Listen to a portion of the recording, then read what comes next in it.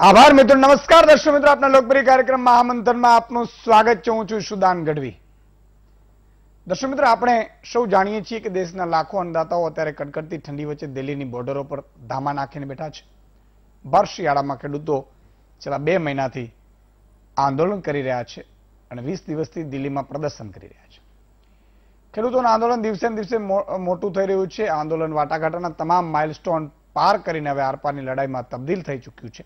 કારણ કે 8 ડિસેમ્બરે ખેડૂતોએ ભારત બંધ કરાવ્યું અને તેના બીજા જ દિવસે સરકારે કૃષિ કાયદામાં કેટલાક ફેરફાર કરવાની તૈયારી દર્શાવી. જોકે ખેડૂતોની માંગ છે કે ત્રણેય કૃષિ કાયદાઓ પરત લેવામાં આવે અને એમએસપી એટલે કે ટેકાના ભાવને કાયદાકીય અધિકાર બનાવવામાં આવે. એટલે કે જે કોઈ વ્યક્તિ ટેકાના ભાવ નીચેથી ખરીદે તો તેની સામે કાયદાકીય કાર્યવાહી કરવામાં આવે. જોકે સરકાર ખેડૂતોની આ માંગ સ્વીકારવા તૈયાર નથી. ત્યારે હવે પ્રધાનમંત્રી નરેન્દ્ર મોદીએ ખેડૂતોના આંદોલનને લઈને વિપક્ષ પર પ્રહાર કર્યા છે. પ્રધાનમંત્રીએ કહ્યું કે વિપક્ષ ખેડૂતોને ભ્રમિત કરી રહ્યું છે, ખેડૂતોને ગેરમાર્ગે દોરવામાં આવી રહ્યા છે. જ્યારે તેઓ સરકારમાં હતા ત્યારે તેઓ જ કૃષિ સુધારણાનું સમર્થન કરી રહ્યા હતા અને હવે વિરોધ કરી રહ્યા છે. પ્રધાનમંત્રીના આ નિવેદનથી રાજકીય ગરમાવો આવી ગયો છે. સવાલ એ ઉપસ્થિત થઈ રહ્યો છે, ખેડૂતોને કોણ ભ્રમિત કરી રહ્યું છે? ખેડૂતોના ખંભે કોઈ બંદૂક ફોડી રહ્યું છે? શું આ આંદોલન પાછળ કોઈ રાજકીય ષડયંત્ર છે કે પછી ખેડૂતો જ આ આંદોલન કરી રહ્યા છે?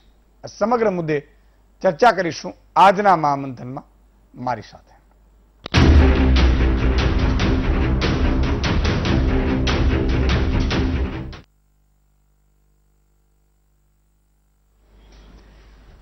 તો મિત્રો, વીટીવીની સામે તમે ગોઠવાઈ ગયા હશો, મને પૂરો વિશ્વાસ છે. આજે પ્રધાનમંત્રી કચ્છની મુલાકાતે હતા. કચ્છોડો બારેમાસ, કચ્છી માળુઓ કે મળ્યા જ પ્રધાનમંત્રી પણ સાથે હવા. કચ્છીમાં જરાક હું ઓપનિંગ કરી દઉં તમને. કચ્છી ભાવે જો મને. એટલે પ્રધાનમંત્રી શ્રી આજે કચ્છમાં હતા. કચ્છી માળુઓ ભલા બધા મળ્યા અને ઘણી કચ્છી માળુઓ સાથે ખેડૂત જ્યાં કચ્છ જાય અહીં એની સાથે પણ પ્રધાનમંત્રી શ્રી વાટાઘાટો કી અને એનજી સાથે સાથે ઘણા બધા કલાકારો ઉદઘાટન પણ ખૂબ વડો કી પ્રધાનમંત્રી શ્રી. કચ્છી ભાઈઓ જુઓ છો ને બધા? હા, આપણે બધા ઈસુદાનભાઈ ગમે ત્યાં હાલે તમારે, પણ વાત એટલી સચ્ચાઈ હોવી જોઈએ, સત્ય હોવું જોઈએ. મારી એક જ શરત છે કે જ્યાં સચ્ચાઈ, જ્યાં સત્ય, ત્યાં હું.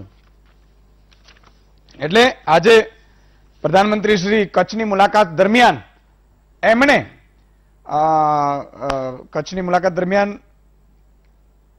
એવો એક પ્રહાર કર્યા છે, આરોપ કર્યો છે વિપક્ષ પર કે વિપક્ષ છે ખેડૂતોને ભ્રમિત કરી રહ્યું છે. 2-3 વાતો સમજવાની કોશિશ કરીશું. ખેડૂતો છે એ આ કૃષિ કાયદાઓને લઈને વિરોધ કરી રહ્યા છે. કૃષિ કાયદાઓને લઈને જ્યારે વિરોધ કરી રહ્યા છે ત્યારે સરકારે કેટલાક એમાં સંશોધન કરવાની, વાટાઘાટો પણ કરી. 5 જેટલી બેઠકો થઈ. અંદાજિત તમામ વિભાગોમાં, મંત્રીઓમાં બધાની જો ગણીએ તો 100 જેટલી પ્રેસ કોન્ફરન્સો કરી શાસક પક્ષે, અને એ બતાવવાની કોશિશ કરી કે આ જે કાયદો છે, ત્રણેય કાયદા છે કૃષિને ખેડૂતોને લગતા, એ ખૂબ સારા છે. છતાં ખેડૂતો માનતા નથી. આજે ખેડૂતોએ પ્રતિક ઉપવાસ પણ કર્યા. ખેડૂતો અડગ છે. ત્યારે આજે પ્રધાનમંત્રીએ વિપક્ષ ઉપર એવું કહ્યું કે વિપક્ષ છે એ ભરમાવે છે, ખેડૂતોના ખંભે બંદૂક ફોડે છે, ખેડૂતોને ઉશ્કેરે છે. 2-3 વસ્તુ થોડીક સમજવાની જરૂર છે કે વિપક્ષનું આંદોલન મને નથી લાગતું કે લાંબુ ચાલતું હોય. પછી ખબર નહીં, લાંબુ ચાલે એટલા મજબૂત વિપક્ષમાં Congress, Makapa, DMK, CPI, RJD, NCP, JM આ બધા પાર્ટીઓએ ખેડૂત સમર્થન કર્યું છે. समाजवादी पार्टी, शिवसेना, अकाली दल, भाकपा, माले, गुपकार गठबंधन, तृणमूल कांग्रेस, तेलंगाना राष्ट्र समिति, AIMIM, Aam Aadmi Party, PW, UP, BVE, RSP, FB, Swaraj India, Janata Dal, Bahujan Samaj party सहितनी पार्टीओए समर्थन कर्યું છે। ખેડૂતો દરેક જગ્યાએથી આવ્યા છે, પણ કોંગ્રેસના અહીંના કેટલાક ધારાસભ્યો છે એમણે આક્ષેપ પણ કર્યો કે એમને નજરબંધ કરી દીધા, ત્યાં જવા નથી દેતા। દિલ્હી જવું છે કોંગ્રેસના ધારાસભ્યોએ। એકાદ ધારાસભ્ય છે મને લાગે છે ત્યાં આજે હર્ષદ રીબડિયા ત્યાં મને લાગે છે કે રાજસ્થાન બોર્ડર સુધી પહોંચ્યા છે। પાલ આંબલિયા ને એ લોકોએ એવું પ્રેસ કોન્ફરન્સ એટલે નિવેદન કર્યું હતું કે અમે સંતા કોકડી રમીને દિલ્હી પહોંચી ગયા છીએ। એટલે આ ગુજરાતની વાત આવી એટલે મેં મૂકી દીધી તમારી પાસે। સવાલ એ છે કે શું ભ્રમિત કરી રહ્યું છે કે ખેડૂતો સાચા અર્થમાં આંદોલન કરી રહ્યા છે? અને આજે પ્રધાનમંત્રી જ્યારે કહ્યું ત્યારે આ બાબત વધારે ઇમ્પોર્ટન્ટ બની જાય છે। એટલે હવે આ તમામ મુદ્દાઓ પર આપણે ચર્ચા કરીશું, પણ એ પહેલા આજે એચટાટ જે શિક્ષકો છે, આચાર્યો, શિક્ષકોમાંથી એચટાટ પરીક્ષા સાથે આચાર્યો જે બન્યા છે એ આચાર્યોએ પોતાની પડતર માંગો 4400 ગ્રેડ પે એટલે એમની એવું માંગણી છે કે શિક્ષકો જે હતા એ સળંગ ગણાય છે અને અમે જ્યારે આચાર્યમાં આવ્યા ત્યારથી ગણાઈએ છીએ, એટલે કે અમને લોસ જાય છે, શિક્ષકોનો અમારા કરતાં વધારે પગાર થઈ જાય છે અને અમે આચાર્યનો ઓછું થાય છે, એ માંગણીઓ સાથે આજે વિરોધ કર્યો હતો। જો કે અટકાયત થઈ, એલઆરડી ઉમેદવારો પણ વિરોધ ચાલુ રાખ્યો છે અને નવી ભરતીઓ ટૂંક સમયમાં સરકારની આવશે, બિન સચિવાલયની, જીપીએસસીની, એ બધી આપને ખ્યાલ છે।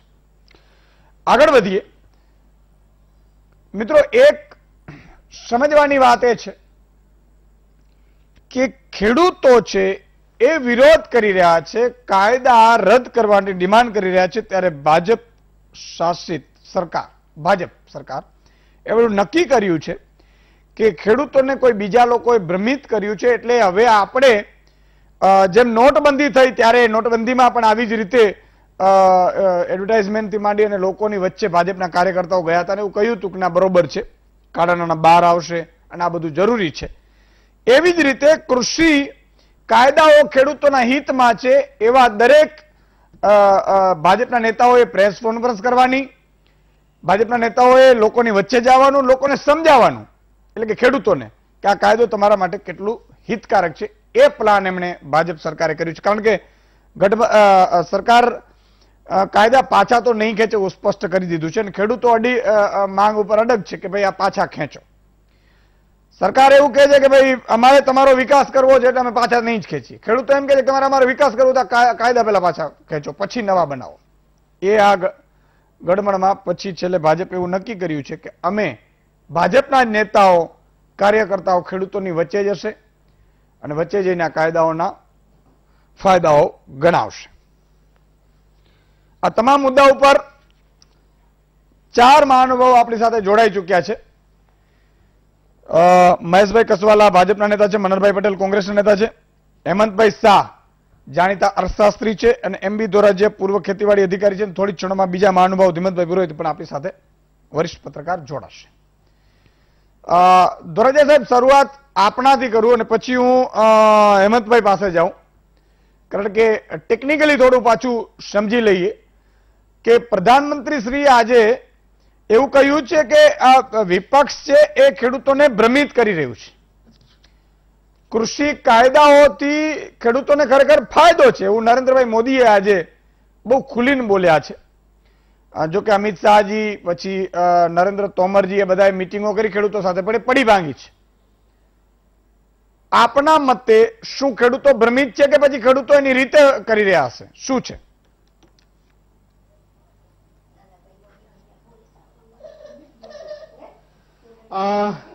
નમસ્કાર। ખરેખર તો હવે આ જે કાયદા છે એ જો કાયદા એ ખરેખર ખેડૂતોને એ કેટલા ઉપયોગી છે કે કેટલા નુકસાન છે એ તો સમય આવે ત્યારે એ ખરેખર બતાવી શકે, પણ ખેડૂતોને ખરેખર જે ભૂતકાળની અંદર જે અનુભવો થયેલા છે એ અનુભવોના આધારે અત્યારે જે કઈ પરિસ્થિતિ છે એ ઉપસ્થિત થયેલી છે. એક તો ખેડૂતોને વિશ્વાસમાં લીધા નથી એટલે આ પરિસ્થિતિ આપણે ઊભી થઈ છે. પછી બીજા નંબરમાં જે ખરેખર ખેડૂતો માટે જે કરવું જોઈતું હતું એટલે એ થયું નથી. એમએસપી જે છે ખરેખર જરૂર હતી કે એ પણ આમાં ઉલ્લેખ નથી એટલે પણ થયું છે. જો ખેડૂતોને ભ્રમિત કર્યા હોય તો આજે 40 ખેડૂતોના સંગઠનો જે દિલ્હીની અંદર બેઠા છે તો આ સંગઠનોને એ ખરેખર એ વાતચીત જો આજે સંસદની અંદર જો બિલને ચર્ચા વગર જો પાસ કરી શકતા હોય અને બિલકુલ વિરોધ પક્ષને આજે ધ્યાન ન લેતા હોય તો આજે આ જો ખેડૂતો છે તો ખેડૂતોને પણ ખરેખર એમ કે છે કે ભ્રમિત કર્યા, પણ આ ખરેખર મારી દ્રષ્ટિએ આ વ્યાજબી જવાબ નથી. એટલે ખરેખર તો એ ખેડૂતોને સાથે ચર્ચા કરી અને ખેડૂતોને એ ખરેખર ન્યાય આપવો જોઈએ. અગાઉ ઘણા કાયદા એવા છે કે જે પોસ્ટપોન રાખેલા છે કે જેનો અમલ એ અત્યારે હાલ એ મોકૂફ પણ એ રાખતા હોય છે. તો આ કાયદાને પણ જો શક્ય હોય તો એ ખરેખર મોકૂફ રાખી અને જે એમએસપી છે તો એમએસપી થી નીચે ખરીદી ન થાય એવો ખરેખર જો એ ત્રણ કાયદાને આમાં એક જ ની અંદર સમાવેશ કરી અને જો એ બનાવવામાં આવે તો ખરેખર એ ખેડૂતોને પણ એ ફાયદો થાય અને ખેડૂતોનું જે આજે એ આંદોલન ચાલી રહ્યું છે તેમાં પણ એને ખરેખર એ વાટાઘાટો થ્રુ એનું નિવારણ એ થઈ શકે. ખરેખર તો આજે આપણે એક દાખલા રૂપે આપણે જોઈએ કે મગફળીના ટેકાના ભાવે આજે ફક્ત ખાલી 2000 ખેડૂતો એ વેચાણ માટે ટેકાના ભાવે વેચાણ માટે આપી છે. એટલે એનો ટોટલી 5 લાખ જેટલા ખેડૂતો જો રજીસ્ટ્રેશન કરાવતા હોય અને એમાંથી 2000 ખેડૂતો જો વેચાણ માટે ટેકાના ભાવે આપતા હોય તો એનો મતલબ એ થયો કે બજારની અંદર ટેકાના ભાવ એના કરતા થોડા ઘણા ઉપર પણ ચાલતા છે થોડા ઘણા નીચે પણ ચાલતા છે. તો ખરેખર જો એ કાયદાની અંદર જોગવાઈ કરવામાં આવે કે બજારની અંદર જે આ ટેકાના કોઈ પણ ખરીદી કરે તો એ ટેકાના ભાવ પ્રમાણે ખરીદી કરી શકશે તો આ ખરેખર આ સરકાર ઉપર જે કઈ ભારણ આવે છે એ ભારણ એ આવે જ નહીં. આજે જે 2000 ખેડૂતોનું ભારણ આવ્યું એ 2000 ખેડૂતોનું પણ ભારણ ના આવે. એટલે આમાં તો ખરેખર એ એમએસપી થી ખેડૂતોને પણ ફાયદો છે અને સરકારને પણ ફાયદો છે. તો મિનિમમ ભાવની એક રેન્જ નક્કી કરી નાખવી પડે કે આ પ્રમાણે એ ભાવથી એ ખરેખર વેપારી લઈ શકશે. એમાં એવું નથી કે ટેકાના ભાવ જે છે એ ઊંચા રાખવા, પણ જે ખેડૂતોની જે પડતર છે એ પડતર ખરેખર એ નક્કી કરવી જોઈએ. આજે એક નીતિન ગડકરીજીનું આજે જો એ ખરેખર નિવેદન જે આજે હતું એ ધ્યાને લઈએ તો ખરેખર એ પણ સ્વીકારે છે કે ખેડૂતોને જો મજૂર રાખે છે મજૂરના ભાવ જો ખેડૂતો નક્કી નથી કરી શકતા, મજૂર પોતાના ભાવ નક્કી કરી શકે, ખાતર છે એ પણ કંપની નક્કી કરી શકે, બિયારણ કંપની નક્કી કરી શકે, પાણીના જે લાઇટ છે તો લાઇટ પણ વીજળી કંપની નક્કી કરી શકે. તો જે કોઈ ટોટલી 100% જે કઈ ખર્ચ છે તો ખર્ચ બીજા નક્કી કરી શકે છે. જ્યારે ખેડૂત ઉત્પાદન કરે છે એ ઉત્પાદન જો વેચાણ માટે જાય તો એ ખેડૂત નક્કી કરી શકતો નથી. એટલે ખરેખર તો ગડકરીજીએ એ પણ બતાવવું જોઈએ કે આ ખરેખર કાયદાથી એને કોઈ રક્ષણ મળશે કે કેમ, પણ ખરેખર એ જો એનો ભાવ નક્કી હોય તો 100% આનાથી રક્ષણ ખેડૂતોને એ મળી શકે. એટલે ખરેખર તો મારી દ્રષ્ટિએ એ કોઈ પણ એ ખેડૂતો સાથે એ આનાકાની વધારે તસલમાં ઉતર્યા વગર એ આનું સમાધાન એ કરવું જોઈએ. અને હું આશા પણ રાખું છું કે આજે કૃષિ મંત્રીશ્રીએ પણ આજે કીધું કે તારીખ અમે નક્કી કરી અને આ ખેડૂત સંગઠનો છે એમને એ ફરી પાછા અમે બોલાવીશું. અને ખેડૂત સંગઠનો તરફથી પણ એવું પણ કહેવામાં આવ્યું કે જો આવતીકાલે સવારે બોલાવતા હોય તો અમે સવારે જવા તૈયાર છીએ. અને એટલે આમાં સમાધાનની ફોર્મ્યુલા મને એવું લાગે છે કે સમાધાનની ફોર્મ્યુલા એ અપનાવાઈ રહી છે. એટલે એ 100% સમાધાન થશે અને કઈક રસ્તો નીકળશે. ઓકે હેમંતભાઈ, કઈ રીતે આને સરખાવશો? ત્રણેય જે કાયદાઓ છે, આમ તો ચર્ચાઓ ઘણી બધી થઈ છે, પણ મુદ્દા એ છે કે ભાઈ સાચું શું કે ખોટું શું ખબર નથી. જેમ હમણાં ધોરાજીયા સાહેબે કીધું કે સાચું છે એ ભવિષ્યમાં ખબર પડશે, એટલે કે તો આપણે એમ વિચારવું પડે કે રાહ જોવી પડે. પણ એમણે એક વાક્ય એ પણ લીધું કે ભાઈ ભૂતકાળમાં અમુક અનુભવો એવા થયા છે કે જેનાથી વિશ્વાસ નથી બેસતો.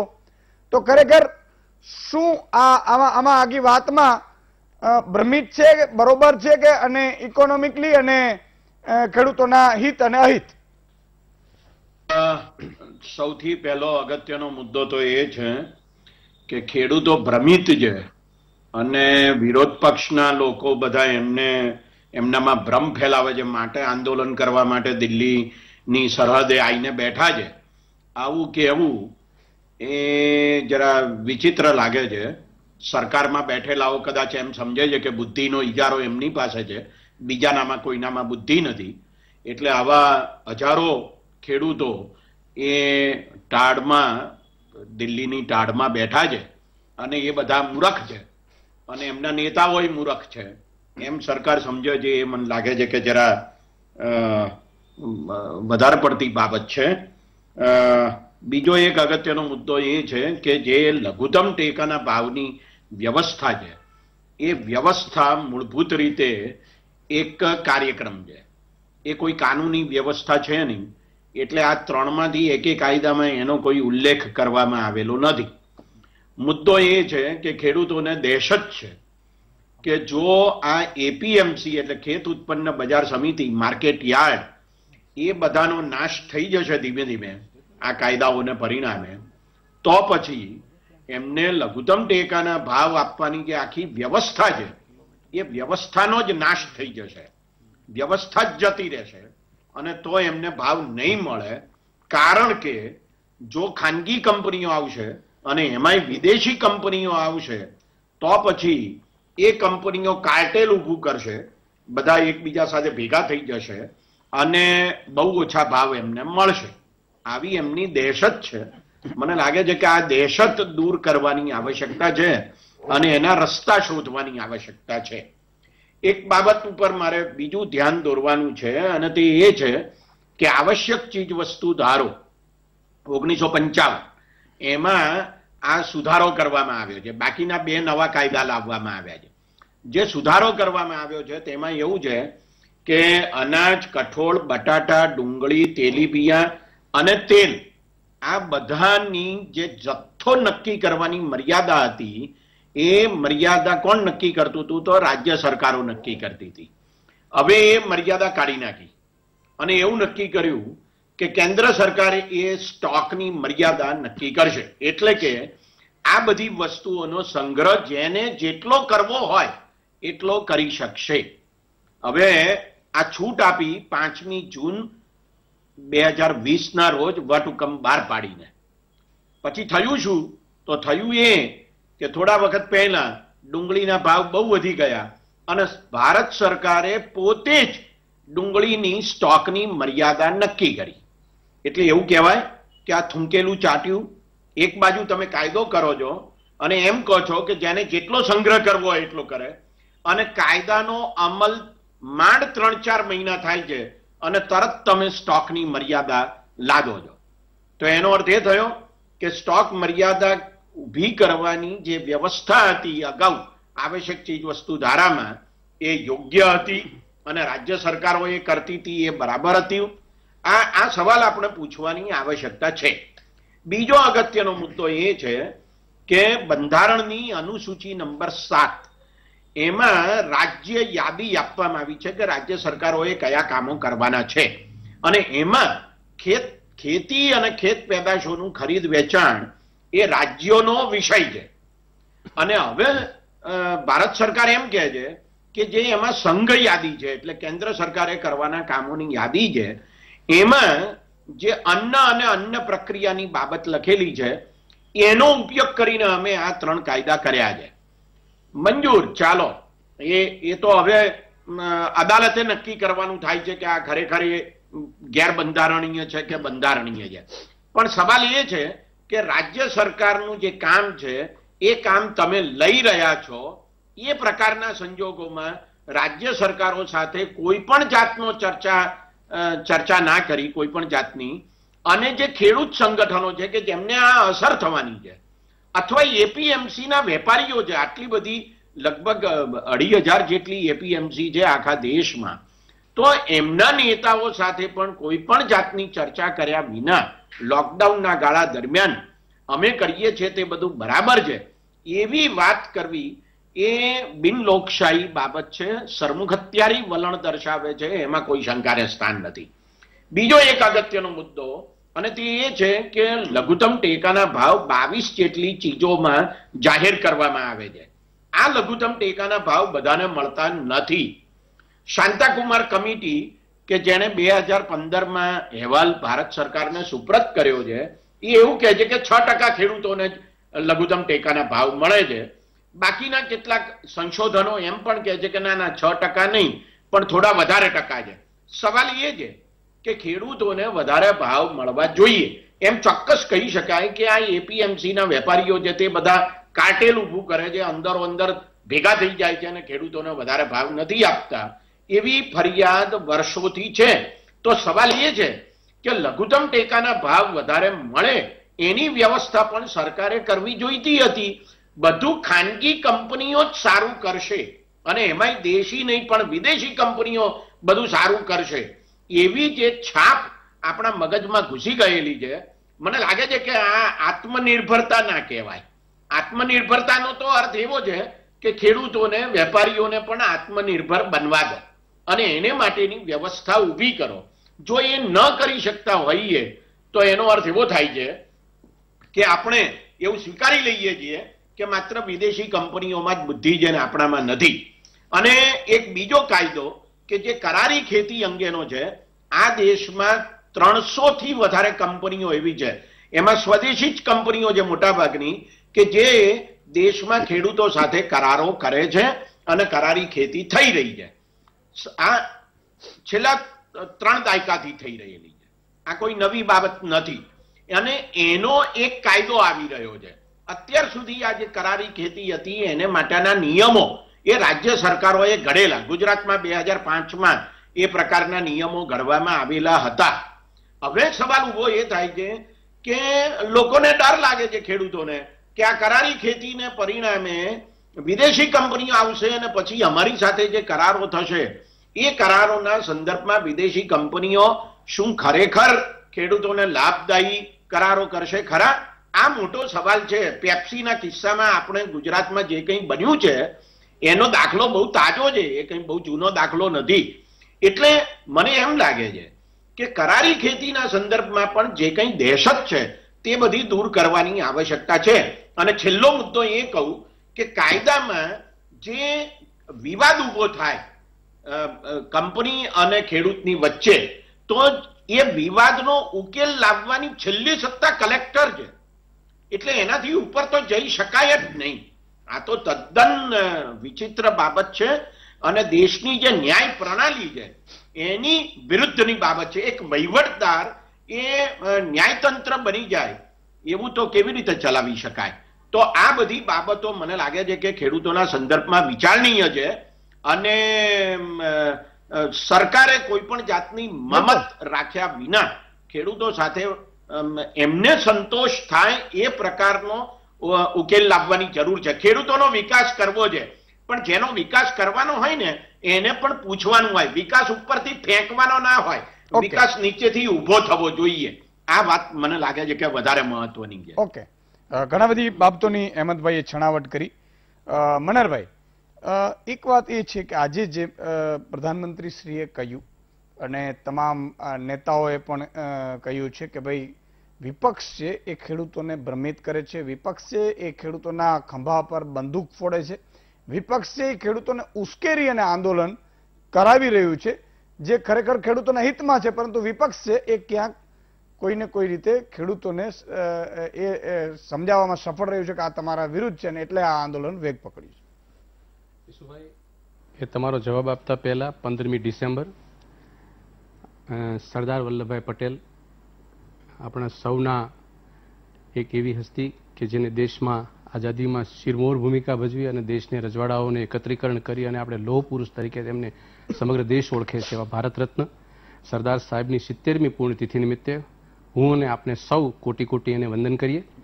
અને વાત આજે થોડોક સંયોગ છે કે સરદાર સાહેબની આ પુણ્યતિથિ અને આપનું સ્લોગન લગાવ્યું છે પાછળ ખેડૂતોને ભ્રમિત કોણ કરે છે, આવો સવાલ છે. હું આજે સવારમાં એરપોર્ટથી આવ્યો ને એટલે મેં એરપોર્ટની અંદર બધી જગ્યાએ બોર્ડ જોયા. એ સરદાર વલ્લભભાઈ પટેલ ઇન્ટરનેશનલ એરપોર્ટ અમારે લેન્ડ થાય એટલે એ લોકો અંદરથી એનાઉન્સ કરે. ઘણી એરલાઇન્સે તો બંધ કરી દીધું છે કે આ Sardar Vallabhbhai Patel international airlines airport ઉપર તમે ઉતરી રહ્યા છો.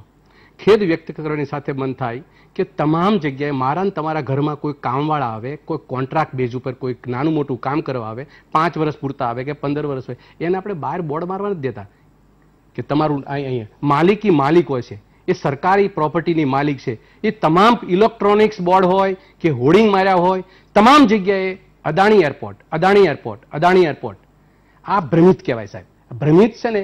અને એ પાછું ભ્રમિત તને સોચી સમજી સાજીશથી ભ્રમિત, ઈરાદાપૂર્વક કરેલું વ્યવસ્થિત રીતે પ્લાનિંગ અને થકી ભ્રમિત. એટલે ભ્રમિત કરનારી વ્યક્તિ, ભ્રમિત કરનારી પાર્ટી, ભ્રમિત કરવા માટે આપણે ઘણા બધા ત્રાગાઓ મૂકી દીધા છે. એના 3 ઉદાહરણ બીજા આપી દઉં કે આપણે 2014માં આવ્યા ત્યારે 100 દિવસની અંદર મોંઘવારી હટાવશું, 100 દિવસમાં મોંઘવારી ન હટી એટલે ભ્રમિત થયા, મત આપી દીધા.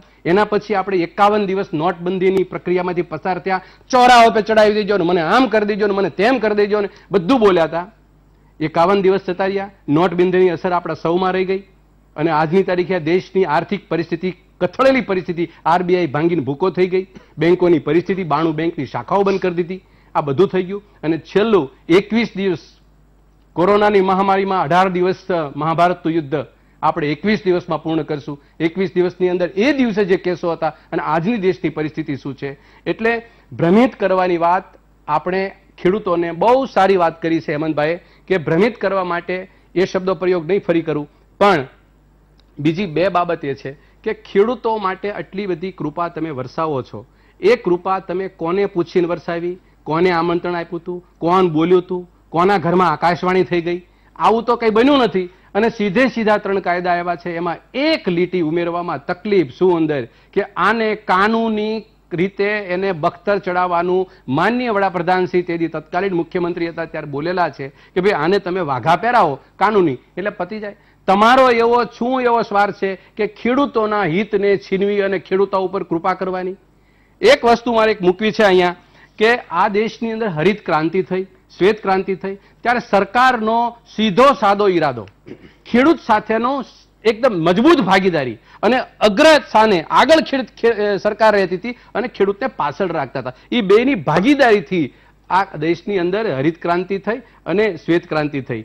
મને એવી તો બતાવો કે સરકારી પોતે એક મુખ સેવક બની અને કાયદો પસાર કરે ને અને વેપારીઓને વચ્ચે બોલે કે ભાઈ એપીએમસીમાં મળે તો ત્યાં લ્યો, ભાવ તમારા ન્યા બહાર ન નીકળે તો બહાર નીકળીને ત્યાં લો, તમને હુજે ત્યાંથી ભાવ એપીએમસી મિનિમમ સપોર્ટ પ્રાઇસ લઈ લો. આમાં અમે કાંઈ નહીં. હવે અમે કાંઈ નહીં તો સરકારની અંદર આવી માનસિકતાથી શ્વેત ક્રાંતિ ન થઈ શકે અને આવી ક્રાંતિથી હની ક્રાંતિ ન થઈ શકે, આવી કોઈ ક્રાંતિ ન થઈ શકે. આ તે આપણે પોતે ભ્રમિત કરી અને જે રીતે વાતો કરીએ છીએ એ પ્રશ્ન મને એ ઉપસાવે છે કે ભ્રમ તો તમારી સાથે સરકારમાં બેઠેલા લોકો હતા, એ લોકો નીકળવા માંડ્યા, રમતવીરો નીકળવા માંડ્યા, રમતવીરો બહાર આવી ગયા. દુનિયાની અંદર આ દેશની અંદર 1947 પછી જો સુપ્રીમ કોર્ટના બાર એસોસિએશને કોઈ આંદોલનને સપોર્ટ આપ્યો હોય તો એકમાત્ર અત્યારે સુપ્રીમ કોર્ટના એ લોકો એડવોકેટને બાર એસોસિએશને બહાર આવ્યા, પદ્મશ્રી એવોર્ડ લઈ એ લોકો બહાર આવ્યા, સિતારાઓ બહાર આવ્યા. આ લોકોને બધાને ભ્રમિત થઈ ગયા. તમારા અકાલી દળના મંત્રીઓ હતા, એ આખી પાર્ટી હતી, એને તો આજે એક સ્લોગન કરી દીધું 23 વર્ષની અંદર એ માણસને સમજાણું, એ પક્ષને સમજાણું. તમે વિચાર તો કરો આ લોકો કેટલું ગહનતાથી ચાલતા હશે. 23 વર્ષે એને આકાશવાણી થાય, એને સદબુદ્ધિ આવે, એને સમજણ આવે, આ બધું 23 હજી ઘણાને આવશે, સમય બધાને આવશે. પણ એને કીધું કે ભાજપ ટુકડે ટુકડે ગેંગ છે. તો વિચાર તો કરો, આ બધા એના માણસો છે બધા. આમાં કોણ કહેનારું છે બધું? એટલે આ પરિસ્થિતિની અંદર મને અહીંયા આગળ કહેવાનું મન થાય છે સાહેબ કે આપણે આ કાયદાની અંદર જે પરિસ્થિતિથી જે મોર મારવા જઈ રહ્યા છીએ, જેને કાયદો એને લગાવવો છે, જે કાયદાથી એને દેશનું ભવિષ્ય અને ખેડૂતોની હાલત સુધારવી છે, જે દેશની રોનક સુધારવી છે, જે દેશની અંદર આર્થિક અર્થવ્યવસ્થા મજબૂત કરવી છે, આ મજબૂત કરવા પાછળ 15-20 દિવસથી જે ખેડૂત બેઠા છે એને અહીંયા આગળ કચ્છમાં આવીને ભાષણો કરવા છે તો પણ ત્યાં બાજુમાં જ હતા, એને તમે તો આળસ કરી દીધી, એને તો પાણીના ફુવારા માર્યા, ખેડૂત મારો અન્નદાતા અને ખેડૂત મારો આત્મા, આ બધું બોલીને પછી એની હારે જે વ્યવહાર કર્યો છે એ ઉચિત વ્યવહાર છે?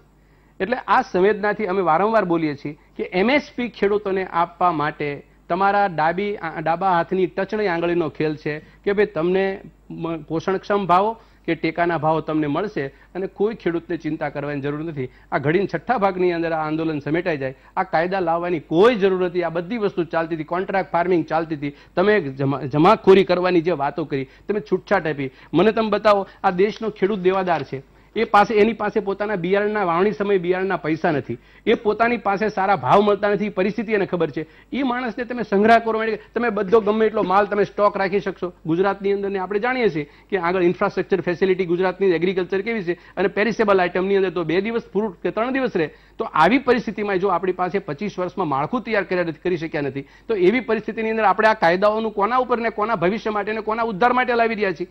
અને બીજું ભાઈ હેમંતભાઈએ જે વાત કરીને એને એક વાતને સુર પુરાવું કે જ્યારે એ 5મી જૂને 3 જે વટહુકમ બહાર પાડ્યા એના પછી 22મી જુલાઈએ તો એને અમેરિકન કંપનીઓ સાથે એગ્રીકલ્ચર ક્ષેત્રના કરારો કરી લીધા હતા.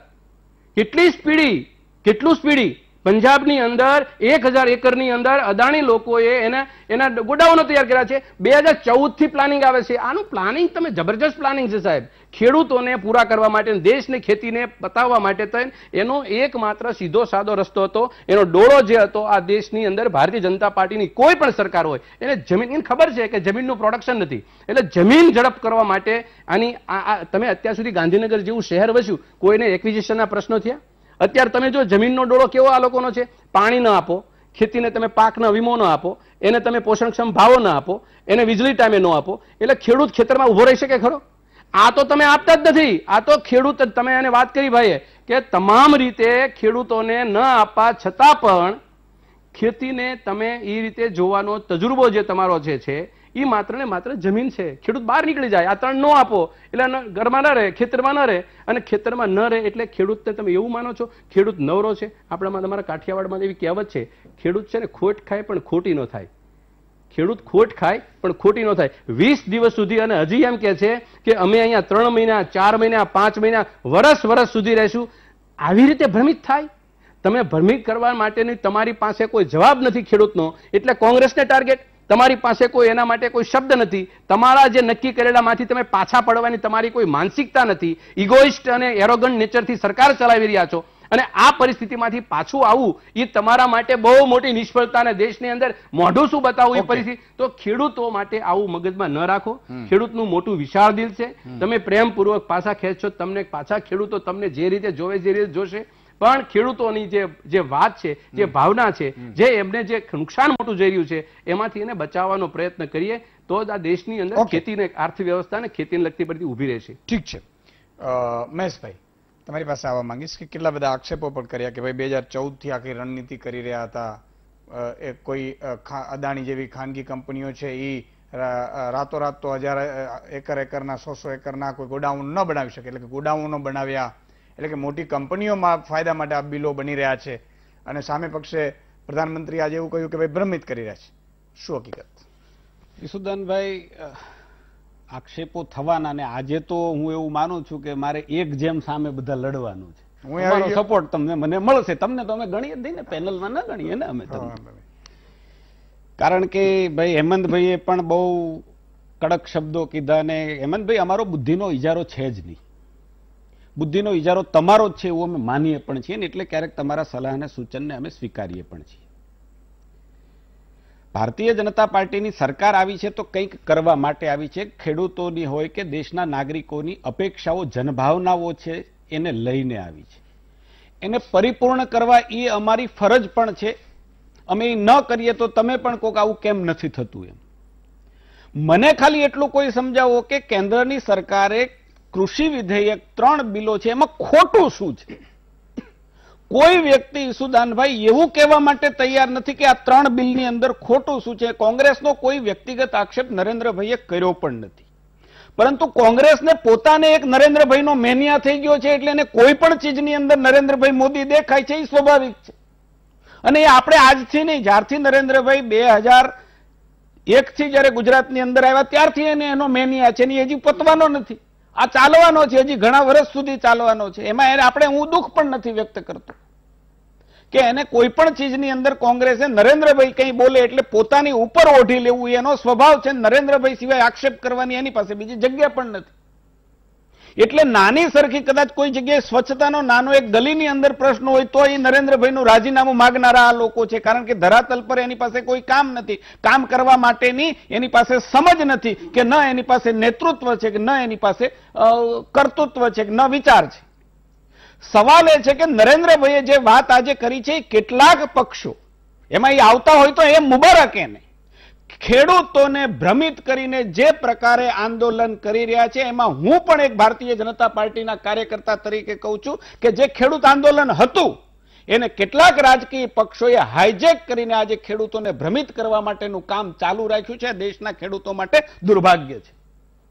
મને કહેવાનું મન થાય કે આ ગુજરાતની અંદર બંધના એલાનમાં કોઈ ખેડૂત ગુજરાતનો વેપાર, ગુજરાતનો ખેડૂત ન જોડાયો, ન ગુજરાતનો વેપાર જોડાયો, કે ન ખેડૂત ગુજરાતનો સામાન્ય જનતા જોડાયો. જ્યાં જોઈએ ત્યાં માત્ર કોંગ્રેસના લોકો, NSUIના લોકો જોડાયા. આ બતાવે છે કે આ ખાડો આંદોલન છે એ ક્યાંક ગુજરાતની અંદર ખેડૂત નથી, પણ કોંગ્રેસે પોતાના ખભે લઈ લીધું છે, કારણ કે એને ધરાતલ પર, રાજનીતિની અંદર ધરાતલ પર પગ મૂકવાની જગ્યા નથી. એટલા માટે આવા આંદોલનનો ગેરઉપયોગ કરી રહી છે.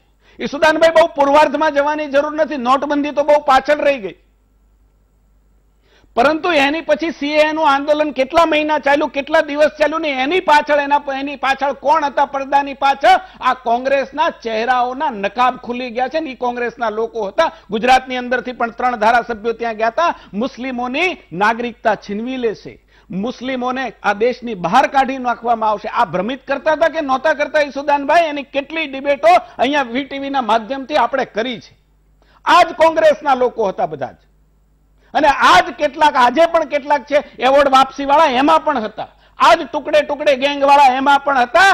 અને કેવા પ્રકારનો માહોલ આખા દેશની અંદર ગેરમાર્ગે દોરીને એ કાયદાની અંદર, CAAના કાયદાની અંદર ક્યાંય પણ કોઈની નાગરિકતા છીનવવા માટેનું કોઈ પ્રોવિઝન ન હોવા છતાં કેવા પ્રકારના દેશના સામાન્ય જનતાને કેવા પ્રકારે દોરીતી ને કેવો માહોલ કર્યો હતો કે સુરક્ષા કર્મીઓ ઉપર એ લોકો પથ્થરમારો કરતા હતા. આ દ્રશ્યો આપણે અહીંયા જોતા નહીં. પથ્થરમારો કરનારા કોણ હતા? એ પોલીસના ચોપડે કોંગ્રેસના લોકો એ જોઈ આવે, આ એમના નકાબ ખોલે કરી નાખ્યા હતા. એ જ પ્રમાણે આજે એ જ તર્જ ઉપર આજે આ ખેડૂતનું આંદોલન જઈ રહ્યું છે. હું મૂળ જે ખેડૂતોનું આંદોલન છે એની વાત હું નથી કરતો. એને કર્યું છે આંદોલન, એનો હક છે. ભારતીય જનતા પાર્ટીની સરકારે એને 14 October, 13 November, 1 December, 3 December, 5 December અને છેલ્લે 9 ડિસેમ્બરે એમની સાથેની મુલાકાત કરી છે. એમને કાયદા માટેના પ્રેઝન્ટેશન આપ્યા છે. પરંતુ દુર્ભાગ્ય એ છે કે જે 40 સંગઠનો હતા એમાંના કોઈ એવું નથી કહી શક્યા કે આમાં આ સુધારો કરો.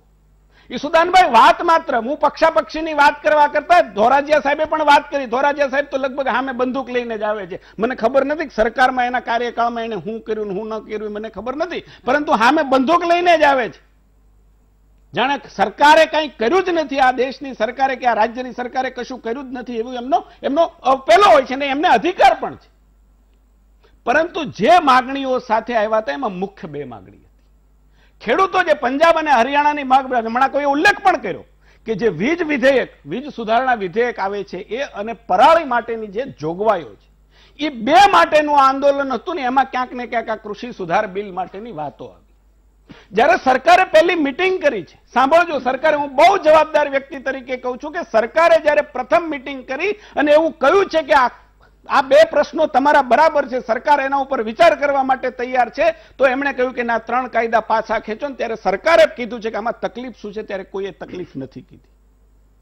પરંતુ બીજી અને ત્રીજી બેઠકની અંદર હું એનું વિવરણ કરીશ તો વાર લાગશે. ઈસુદાનભાઈ, સરકાર પક્ષે સામે પક્ષેથી કીધું છે કે સરકાર પાસે આ 3 કૃષિ વિધેયકો રાજ્યસભામાં સંસદના બંને ગૃહોમાં પસાર થયા, કાયદો બન્યા પછી જે મુશ્કેલીઓ આવી છે, ખેડૂતો તરફથી જે સૂચનો આવ્યા છે, ખેડૂતના પદાધિકારીઓ હોય એના એસોસિએશન તરફથી જે મુશ્કેલીઓ છે, જે આશંકાઓ છે, આ પ્રકારની આશંકાઓ છે કે ક્યાંક આ કોન્ટ્રાક્ટ ફાર્મિંગની આડની અંદર ક્યાંક વેપારીઓ છે આ ખેતીને હસ્તગત ન કરી લે, એમએસપી ક્યાંય બંધ ન થઈ જાય, આપણું જે બજારનું માળખું છે એ તૂટી ન પડે, આ આશંકાઓ સરકારે સામેથી આંદોલનકારીઓને કીધી છે.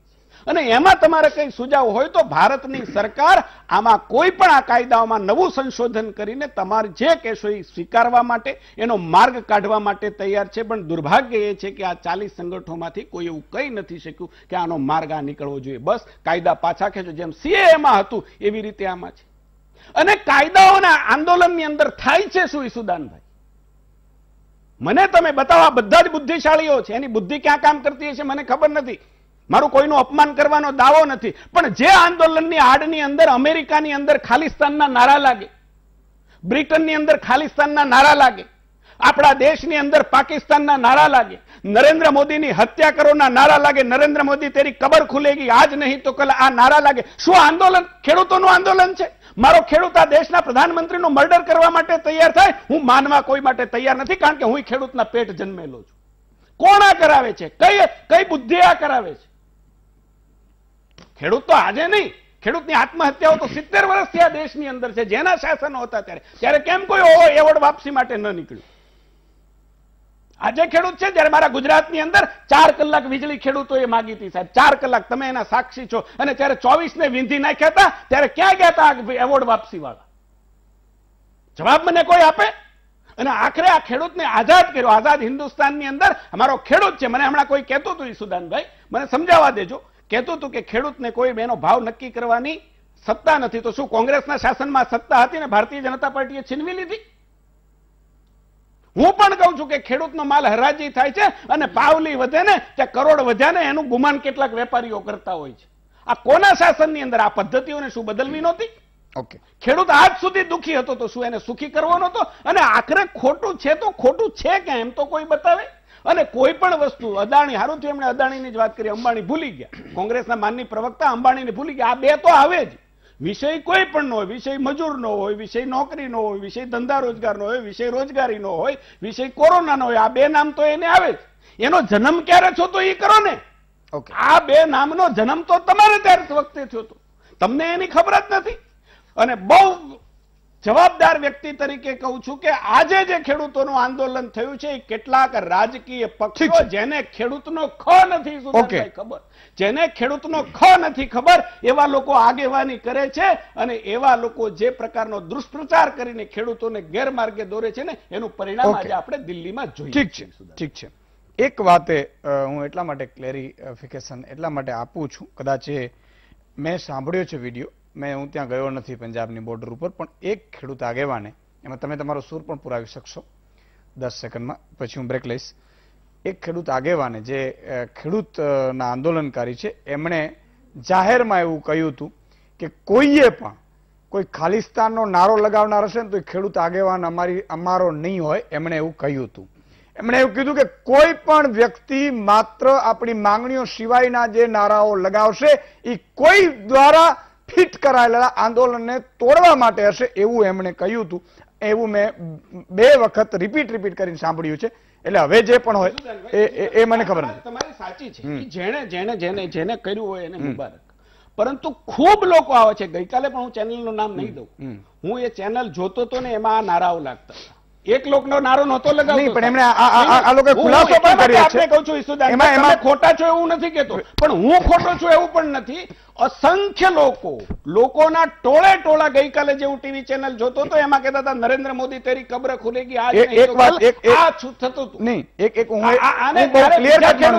પણ કહેતા હતા કે આ અમારું આંદોલન નથી, આ આંદોલન નથી અમારું, આ આંદોલન અમારું નથી એવું ત્યારે પણ એ કહેતા હતા. તો આ છે કોણ એને એ બહુ સ્પષ્ટ વાત કરી છે. એમને પકડી અંદર નાખી દેવા જોઈએ. નહીં, એમણે એવું કહ્યું હતું કે એમણે પકડીને અંદર નાખી દો. પોલીસ સાચી વાત છે અને કરવું સાચી વાત છે, પણ તો પણ રાતા પાણીએ રોતા કેટલાક એને બચાવવા પણ નીકળ્યા હતા અને ત્યાં પણ ગયા હતા. ત્યાં પણ એના નેતા બીજા નંબરની વાત છે. આ તો ટોળા છે. પણ જેએનયુમાં જ્યારે આ અંદર નારાઓ લાગ્યા હતા ત્યારે કોના નેતા એની હજી તપાસ નથી થઈ. એને પણ પૂછવું જોઈએ. મારી વાત સાંભળો મહેશભાઈ. આજ તમારા નવા અવતારના રૂપમાં અહીંયા આવ્યા છે ને પંજાબની બોર્ડરે, આ તમારા જ લોકો છે, એને સમજી લેવું. મહેશભાઈ, એક વાત છે કે કોઈ પણ વ્યક્તિ જયારે એવું ક્લિયર કટ કરી દે કે આમાં અમારો આ કોઈ પણ હોય તો પોલીસને પકડવાની સત્તા છે, પોલીસ અંદર નાખી દેવા જોઈએ. પહેલી વાત તપાસ કરી લેવી જોઈએ. એક નાનકડા વિરામનો સમય થયો છે દર્શક મિત્રો, પણ મારી સૌ પોલિટિકલ પાર્ટીઓને વિનંતી છે. હું બાજપાઈજીનો જૂનો વિડીયો સાંભળી રહ્યો હતો. બાજપાઈજી બહુ સ્પષ્ટપણે કહ્યું હતું, ત્યારે ખેડૂતને આ જ પ્રમાણે પ્રશ્નો હતા, એટલે એમણે કહ્યું કે કિસાનો કે સાથ જો दुर्व्यवहार हो रहा है उस सरकार को उससे समझौता करना चाहिए, बातचीत करनी चाहिए और ठीक तरह से सुलझाना चाहिए. अगर किसानों के साथ बार बार ये होता रहा तो हम भी विपक्ष ऐसे नहीं बैठे, हम पूरी समर्थन के साथ कूदेंगे. આ મેં બાજપાઈજીનું સાંભળ્યું હતું અને વિડીયો અવેલેબલ છે. મુદ્દો એટલો જ છે, સરકાર કોઈ પણ હોય, અમારો એક જ ઉદ્દેશ્ય છે કે સાહેબ જેનું છે એને આપો, એટલું બહુ જરૂરી છે. એક નાનકડો વિરામનો સમય થયો છે. વિરામ બાદ દર્શક મિત્રો ફરીથી આવીએ છીએ. હજી ધીમંતભાઈ બાકી રહ્યા છે અને બીજા મહાનુભાવોનો ટર્ન પણ બાકી છે અને ફોન લાઈન પણ ખોલીશું, તમારો મત પણ જાણીશું વિરામ બાદ.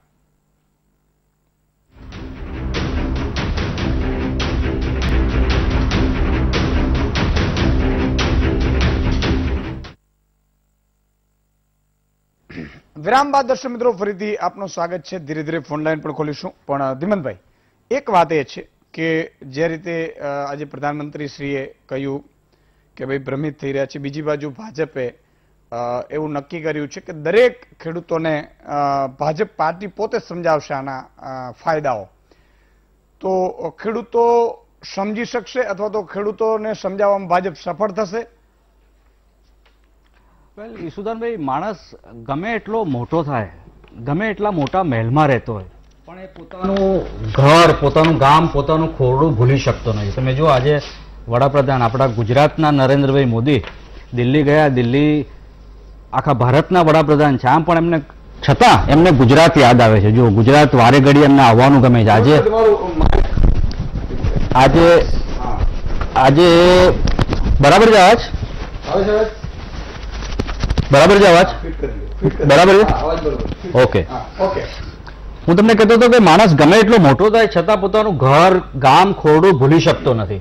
નરેન્દ્રભાઈ આપણા ગુજરાતના, તમને જો વારે ઘડી એમને ગુજરાત આવવું ગમે છે. આપણને પણ ગમે કે આપણા નરેન્દ્રભાઈ ગુજરાત આવે. આજે કચ્છ ખરેખર આજે એમને આવવાની જરૂર એટલા માટે નથી કે કચ્છ મેં કન્ફર્મ કર્યું કસવાલા પાસે બી એમણે ઉદઘાટન શું કર્યું તે કે ઈ વિમોચન કર્યું વડાપ્રધાને. હવે ઈ વિમોચન જે એમણે કચ્છમાં ઘોરડો આવીને કર્યું એ દિલ્હીથી બી કરી શકે હોત. આમ છતાં એ ગુજરાત આવ્યા કારણ કે ગુજરાત માટે એમને લાગણી છે, ગુજરાતના લોકો માટે એમને લાગણી છે, કચ્છના એ લોકો માટે લાગણી છે. 1000 કિલોમીટર દૂર સુધી અહીંયા આવ્યા. પણ અહીંયા આવીને એમણે જે ભાષણ કર્યું તમે માનશો નહીં, આજે હું ગળગળો થઈ ગયો કસવાલા વડાપ્રધાનને સાંભળીને. એટલા માટે ગળગળો થઈ ગયો કે નરેન્દ્રભાઈને આજે બપોર સુધી હું ભારતના સૌથી મજબૂત વ્યક્તિ માનતો હતો. આવું કાયમ તમે કહો, આજે જ નરેન્દ્રભાઈએ કીધું કે વિપક્ષો ખેડૂતોને ભ્રમિત કરી જાય છે. એ સાચું કીધું છે. જે ભારતનો સૌથી મજબૂત બાહુબલી છે એને એમ કહેવું પડે કે વિપક્ષો ભ્રમિત કરી જાય છે મારા દેશના ખેડૂતોને. તો વિપક્ષોએ કેવી ખરાબ દશા કરી હશે નરેન્દ્રભાઈની.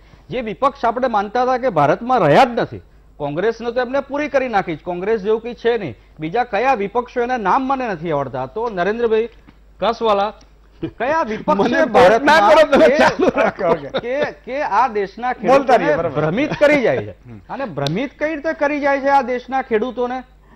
નરેન્દ્રભાઈ, તમે પોતે પ્રચારક છો, તમારી પાસે પ્રચારના જેટલા સાધનો છે એ આ દેશમાંની દુનિયામાં કોઈની પાસે નથી. આમ છતાં તમે એક સીધી સાદી વાત આ દેશના ખેડૂતને સમજાવી કેમ નથી શકતા? મને નવાઈ લાગે છે. અને એ 4 લાખ ખેડૂતો જે દિલ્હીની બોર્ડર ઉપર બેઠા છે છેલ્લા 2 અઠવાડિયાથી 14 દિવસથી, દિલ્હીની જેને હિન્દીમાં કડાકેકી ઠંડ કહે છે, અમે ટીવીની ભાષામાં કડાકેકી ઠંડ કહીએ, જેમની ઉપર પાણીની વોટર કેનનો છોડાઈ, એમના માટે રસ્તા ખોદી દેવડાયા. આમ છતાં એ લોકો પરફેક્ટ મેનેજમેન્ટથી 4 લાખ લોકો તંબુઓમાં રહે છે, અને આપણે તો જોયું કે એ લોકો પીઝા ખાય છે અને પગની માલિશ કરાવે છે સરદારજીઓ. તો એ તમારે 10 કિલોમીટર દૂર જઈને એમની જોડે તમે વાત કરી તો આ 8:45 વાગે 9 વાગે તો આ પ્રશ્નનો ઉકેલ આવી ગયો હોત. તમે 1000 કિલોમીટર દૂર દિલ્હીથી અહીંયા આવ્યા ગુજરાતમાં કચ્છ, અને કચ્છ ગણીએ તો બીજો 1100-1200 કિલોમીટર થાય, અને આવીને તમે અહીંથી એ ખેડૂતોને વાત કરી. ખરેખર એ ખેડૂતોના હૃદય સુધી પહોંચવાની જરૂર છે. કોઈ અહમનો કે જીદનો પ્રશ્ન બનાવ્યા વગર. અગેન હું કૃષિનો કે ખેડૂતોનો એક્સપર્ટ નથી. એ ઈસુદાનભાઈ છે, કસવાલા પોતે ખેડૂત છે, મનહરભાઈ પોતે મોટા ખેડૂત છે, હું એક સામાન્ય પત્રકાર છું. મને બહુ સીધી સાદી સમજ એટલી પડે છે ઈસુદાનભાઈ કે આ જે 4 લાખ ખેડૂતો છે, ઘણા એ દલીલ પણ કરે છે કે સાઉથ ઇન્ડિયાના ખેડૂતો કેમ નથી, ગુજરાતના ખેડૂતો કેમ નથી, એ મને ખબર નથી. હું તો બહુ સીધી સાદી માત્ર આ 4 લાખ પંજાબ હરિયાણાના ખેડૂતોની વાત કરીએ તો ખેડૂતોનો બહુ સીધો સાદો પ્રશ્ન છે કે આ કાયદા એમને જોઈતા નથી, આ કાયદા અમારે માટે હિતના નથી, આ કાયદા તમે પાછા લો. એમાં ચર્ચાનો 3 મીટિંગ બોલાવવાની પણ જરૂર નથી, સરકારી મિટિંગો જેમાં બિચારાઓ ચા સુદ્ધા પીતા નથી સરકારની. એક જ વાત કહે છે કે આ કાયદા પાછા લો. તો જબરજસ્તી તમે આ ખેડૂતોનો વિકાસ કેમ કરવા માંગો છો? જો ખેડૂતો આ દેશની પ્રજા, જગતનો તાજ, ભારતનો તાજ જો એમ કહેતો હોય કે આ કાયદાઓ અમારે જોઈતા નથી, તો રાજ્યસભામાં આપણે જબરજસ્તી આ કાયદા કઈ રીતે પસાર કરાયા? વિપક્ષોનું માઇક બંધ કરીને, એ લોકોને ડિવિઝન વોટને બદલે વોઇસ વોટ કરીને. એ એવા કેવા કાયદાઓ છે કે આપણે જબરજસ્તી કોઈનો વિકાસ કરવા માંગીએ? આ જ્યારે દેશમાં બ્રિટિશ રાજ હતું, આજે તમે મનહરભાઈ બહુ સારું થયું સરદાર પટેલની પુણ્યતિથિ યાદ અપાવી. સરદાર પટેલ, ગાંધી, નહેરુ અને બીજા આ 3ના નામ તો આપણે લેવા ખાતર લઈએ છીએ. બાકી લાખો કરોડો આ દેશના લોકો હતા જેમણે કેટલી મોટી આહુતિ આપી છે, જાન આપી દીધા છે. લોકોએ ભણવાનું છોડી દીધેલું. એ લોકો લડી મરીને ભગતસિંહ જેવા બલિદાન આપ્યા, અને બ્રિટિશ શાસનમાંથી આપણે ભારતના સ્વતંત્ર શાસનમાં શા માટે આવ્યા? કારણ કે બ્રિટિશરો રોલેટ ટેગ નાખતા હતા અને આપણને પૂછતા નતા. સ્વતંત્ર ભારતની જરૂર એટલા માટે પડી, ગાંધી સરદાર આપણને કહેતા હતા કે આ દેશનો નાગરિક પોતાની સ્વતંત્ર રીતે પોતાના વિશે નિર્ણય લઈ શકે. ગાંધીજીનું તો બહુ સ્પષ્ટ માનવાનું હતું ઈસુદાનભાઈ કે સ્વતંત્રતા એટલે અંગ્રેજો જાય અને ભારતના કોઈ બીજા અંગ્રેજો એમની ઉપર ચડી બેસે, એ સ્વતંત્રતા નથી. સ્વતંત્રતા એ છે કે આ દેશમાં એ વખતે જે 35 કરોડ હતા, હવે 135 કરોડ છે, એ લોકો પોતાનો નિર્ણય જાતે લઈ શકે. એ 4 લાખ ખેડૂતો જે દિલ્હીની ઠંડીમાં દિલ્હીની સરહદ ઉપર બેઠા છે, એ ભારતના નાગરિકો છે અને એમને હક છે એમનો પોતાનો નિર્ણય લેવાનો. એમના વતી જબરજસ્તી આપણે એમનો વિકાસ કરનારા કોણ? સૌથી મોટો સવાલ આ છે. ઓકે ઈસુદાનભાઈ, વચ્ચે ઇન્ટરપ્ટ થાવ. આના પહેલા પણ મારે ધીમંતભાઈને કહેવું છે, તમારી સલાહ હું દરેક વખતે કહું છું કે તમારી સલાહ અને સૂચનો જો કેન્દ્રની સરકાર નરેન્દ્રભાઈ લેતા હોય તો સારું, કારણ કે 1200 કિલોમીટર અહીંયા એને શાના માટે આવવું પડ્યું? ત્યાં 3 હતા, અને હું એમ કરું છું, માનું છું કે ગુજરાતના વિકાસમાં જેને સીમાચિહ્ન કહી શકાય એવા આજે ખાતમુહૂર્ત થયા છે. અને એટલા માટે તમને ઘણું ગમે ઘણું ન ગમે, હું બધું જ જાણું છું. તમને બિલકુલ હું કદાચ ભાજપમાં સૌથી વધારે, અમે જે પેનલ આવીએ છીએ એમાં સૌથી વધારે હું ઓળખતો હોઈશ. Thank you ધીમંતભાઈ. સરદાર પટેલનું નામ લેનારા લોકો છે, સરદાર પટેલને અમે આદર્શ માનવા વાળા છીએ, અને કેટલાક લોકો માત્ર નામ લેવા વાળા છે. આ સરદાર પટેલને અન્યાય કોણે કર્યો તો એ તમને ખબર હશે, પણ તમે કહેશો નહીં, કારણ કે તમારી પ્રેમ ખૂબ છે બીજા ઉપર ને અમારા ઉપર ઓછું. પણ મારે તો એટલું કહેવું છે કે આજે સરદાર પટેલની પુણ્યતિથિ. હું એમ માનું છું કે જે લોકો સરદાર પટેલનું માત્ર નામ લે છે એટલું તો કર્યું હોત કે અદાણીએ તો એની ભૂલ સુધારી નાખી. ત્યાં એરપોર્ટ ઉપર થયું હતું, માનું છું, એને કર્યું હતું ને એની ભૂલ એને સુધારી પણ લીધી છે. આજે બોર્ડ બદલી પણ ગયા છે અને એ થયું પણ છે. પણ તમે સ્ટેચ્યુ ઓફ યુનિટીને કયા પ્રકારથી જોતા હતા? આજે મને એમ હતા આખી કોંગ્રેસ અહીંથી ત્યાં એના દર્શન કર્યા હોત તો આનંદ થાત કે આવડું મોટું સ્મારક, દુનિયાનું સૌથી મોટું સ્મારક નરેન્દ્ર મોદીએ ભારતીય જનતા પાર્ટીની સરકારે ત્યાં બનાવ્યું છે. દુનિયા દંગ રહી જાય એવું બનાવ્યું છે. એ સરદાર પટેલને ત્યાં જાજો તો ખરા વખોડવાને બદલે એના ચરણોની રજ તો લેજો. સરદાર પટેલના પુતળા ક્યાંય તમે નથી બનાવ્યા. એક પરિવારના પુતળા આખા હિન્દુસ્તાન બનાવનારા લોકો સરદાર પટેલના નામે તમે શું કામ હજી રાજનીતિ ચલાવો છો?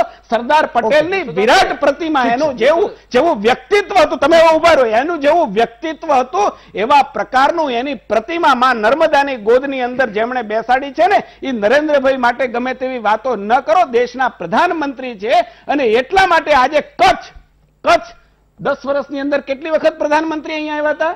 યુપીએના શાસનની અંદર આ નરેન્દ્ર મોદી છે, એનો ગુજરાતનો પ્રેમ છે. તમે જે અર્થમાં વાંકા બોલું કહેતા હોય કે સીધા બોલું કહેતા હોય, નરેન્દ્ર મોદીના હૈયાની અંદર ગુજરાત છે અને એટલા માટે અહીંયા આવે છે. આજે વિશ્વની સૌથી ઊંચી, આજે વિશ્વનું એવું ટુરિઝમનું પ્લેસ એને બનાવ્યું છે. ત્યાં તો કોંગ્રેસ વાળા જાય, ત્યાં હું કામ નથી જતા. એને સરદાર પટેલનો અણગમો હજી આજે પરિવારનો ગમો ને સરદાર પટેલ માટે છે, એનો પણ જવાબ આપો. ઈસુદાનભાઈ, મને અડધી મિનિટ આપો, કારણ કે તમે ગળગળા તો થયા નહીં, પણ તમે કહેતા હતા હું ગળગળો થઈ ગયો. આમ ગળગળા તમે મારું 10 વખત નામ લીધું, કસવાલાને હું કહું છું એટલા માટે મારી વિનંતી છે, રિસ્પેક્ટ લીધું. તમે ગળગળા ના થયા. મારી બધા મહાનુભાવોને વિનંતી છે કે જો ભટકે નહીં આપણો. નહીં ઈસુદાન, અને નરેન્દ્ર મોદી એક પાર્ટીમાં નથી, મહેશભાઈ એ પૂરું થઈ ગયું, વાત પૂરી થઈ પક્ષ ઉપર કઈ કહેશે જ નહીં. ઓકે, અડધી મિનિટ લઈ લો, હિંમતભાઈ લઈ લો અડધી મિનિટ. હવે હું અડધી મિનિટ એ મુદ્દા ઉપર બોલવા માંગુ છું કે સરદાર પટેલને ગાંધી, નહેરુ અને કોંગ્રેસે અન્યાય કર્યો હતો. આ એક ઐતિહાસિક હકીકત છે, આમાં મારે કઈ હોંકારો પૂરવાની જરૂર આજે પુણ્યતિથિએ ના હોય. મૂળ મુદ્દો એ છે કે જે કિસાનોની આપણે વાત કરીએ છીએ, એક મારે વાત જે કહી ગઈ રહેવાની એ છે કે સૌથી મોટો ગંભીર આક્ષેપ આ 4 લાખ ખેડૂતો ઉપર એ થાય છે કે આ ખાલિસ્તાનીઓ છે, આ પાકિસ્તાનીઓ છે. અમે ખેડૂતોને નથી કહેતા, મારો જોઈ લેજો, મારો સ્લોટ એમને રિવાઇન્ડ કરીને બતાવો. મેં એ જ કહ્યું છે કે આ દુર્ભાગ્ય છે કે આ ખેડૂતના આંદોલનને આવા લોકોએ હાઈજેક કર્યું, કેટલાક રાજકીય પક્ષોએ હાઈજેક કર્યું. આ જ સરકાર તમારી છે, આ જ કહું છું. એ તમારી છે, સરકાર તમારી છે, એને પકડીને ઈસુદાનભાઈ ઉપાડી લેવું જોઈએ. પાકિસ્તાનનો નારો લાગે એ દેશમાં આપણા બધા માટે શરમજનક છે ને, ઉપડી જવું જોઈએ. એને અંદર જેલની અંદર આજે જે જામીન નથી મળ્યા, મહેશભાઈ દેશ વિરોધી નારા શાહીન બાગમાં લાગ્યા હતા, જેણે એને પણ પકડી લીધા છે. મહેશભાઈ, એ ખાલિસ્તાની હોય તો તમે એમની જોડે 3 વખત વાટાઘાટો શું કામ કરો છો? પકડીને જેલમાં પૂરો એમને. આપણે સરકાર ચલાવીએ છીએ કે બીજું કઈ ચલાવીએ છીએ? તમે પકડીને જેલમાં પૂરો એમને. હું તમને જવાબ આપું, જેલમાં પૂરો. તમે મારી વાત સાંભળો, બીજા મહાનુભાવોને પણ મારે લેવાના છે. મહેશભાઈ, એને જેલમાં ચોક્કસ જેલમાં. આજે પણ ખાલિસ્તાનના નારા લગાવવા છે, એના હાલ એ જ થવા નથી, એવું હું 17 વખત કહું છું. પણ તમને જો મિસબ્રીફ અહીંયા પણ ટીવી ઉપર કરવાની ઈચ્છા હોય તો કરી નાખો. ગુજરાતના લાખો દર્શક મિત્રો જોઈન્ટ આપણી સાથે ગાંધીનગર ભારતીય જનતા પાર્ટીનો નાનામાં નાનો કાર્યકર્તા ખેડૂતને ક્યારે ખાલિસ્તાની ના કે એટલી બુદ્ધિ અમારામાં છે. કદાચ તમારા જેટલી ના હોય, કિસાનને ક્યારે ખાલિસ્તાની ના કહીએ એટલી ભગવાને અમને આપી છે, તમારા જેટલી નથી આપી. ધન્યવાદ. ગાંધીનગર થી હેમંતભાઈ જોડાય છે. જી હેમંતભાઈ. હા ઈશુદાનભાઈ. હાજી. હા, જય સ્વામિનારાયણ. જય સ્વામિનારાયણ. જય માતાજી. જય માતાજી. હા, હવે આપનો જે પ્રયાસ છે એનાથી મને લાગે છે કે કદાચ થોડા સમયમાં, થોડો એટલે 6 કે 12 મહિનાની અંદર લગભગ તમામ વ્યક્તિઓ જાગૃત થઈ શકે એવી શક્યતાઓ રહેલી છે. વાહ રે વાહ. વાહ. આજ પ્રયત્નો જો આપ ચાલુ રાખશો તો હવે પછીની જે આપણી જે મેન્ટાલિટી છે, મેન્ટાલિટી સુધરી શકે એમ છે. અને મહેશભાઈ કસવાલાને ખાસ કહેવાનું, મહેશભાઈ કસવાલાને કે દાખલા તરીકે આજે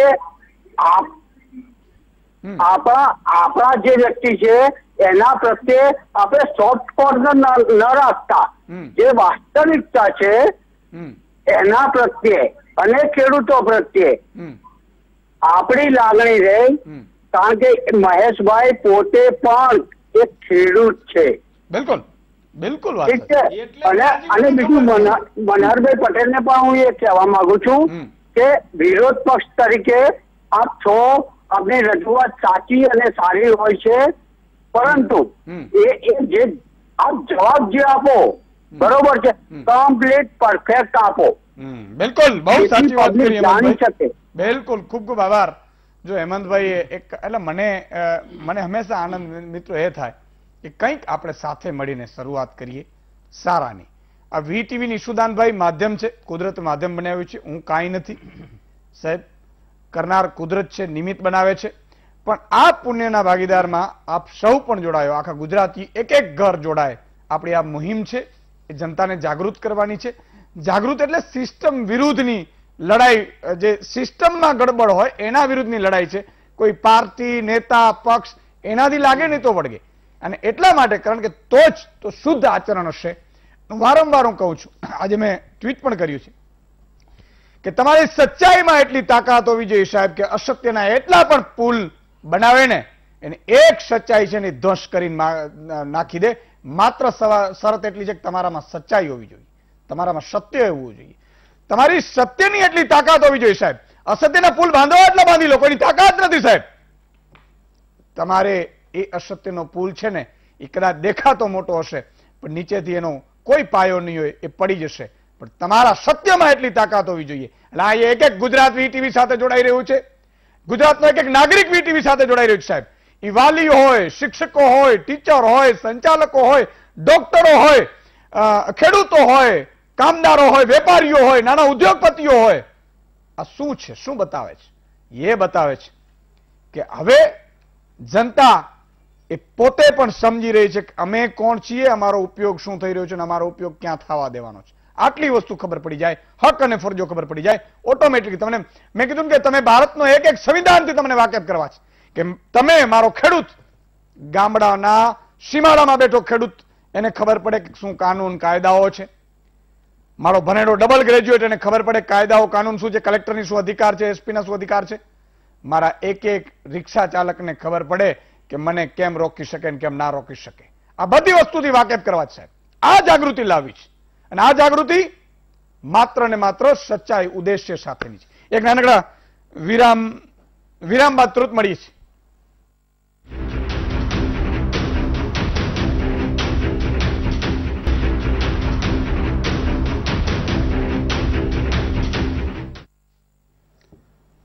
વિરામ બાદ દર્શક મિત્રો આપનું સ્વાગત છે.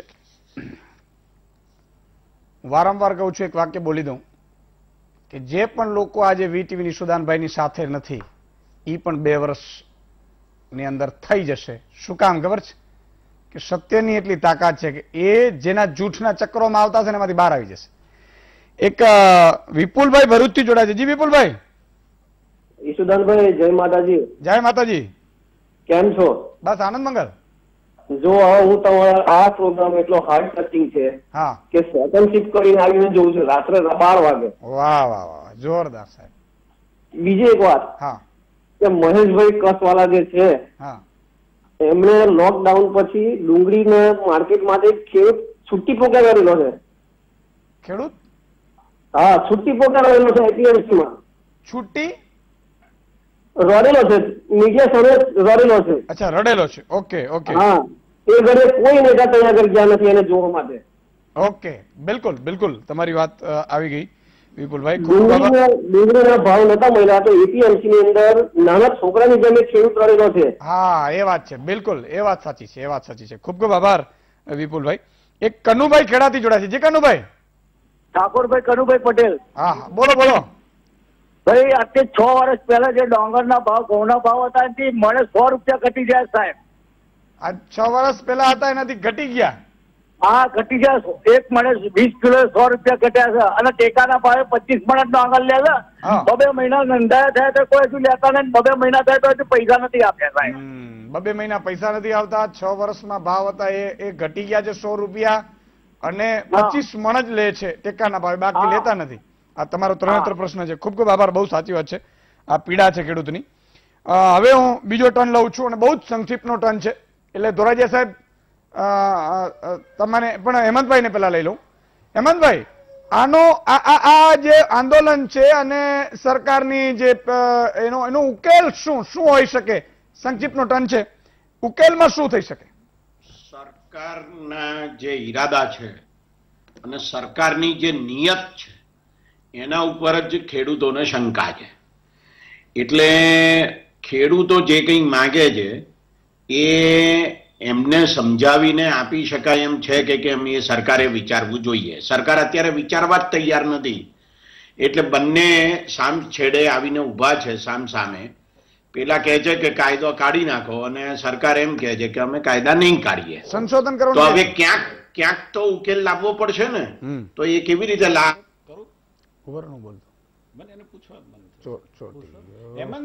હેમંતભાઈ મારે ખાલી આપને એટલું પૂછવું છે, ટેકનિકલ ખામી છે, મારે એટલું પૂછવું છે કે જે ટેકનિકલ ખામીઓ કાયદા, એક મિનિટ એનો ફોન ચોટી ગયો, અવાજ નહીં જાય. હેમંતભાઈ અવાજ આવે છે? એનો મને લાગે ઇન્ટરનેટ નો સ્કાઈપ પર. હેમંતભાઈ અવાજ આવે છે? હેમંતભાઈ ચોટી ગયા. ઓકે ઓકે, ધોરાજીયા સાહેબ ઉકેલ શું સંક્ષિપ્તમાં?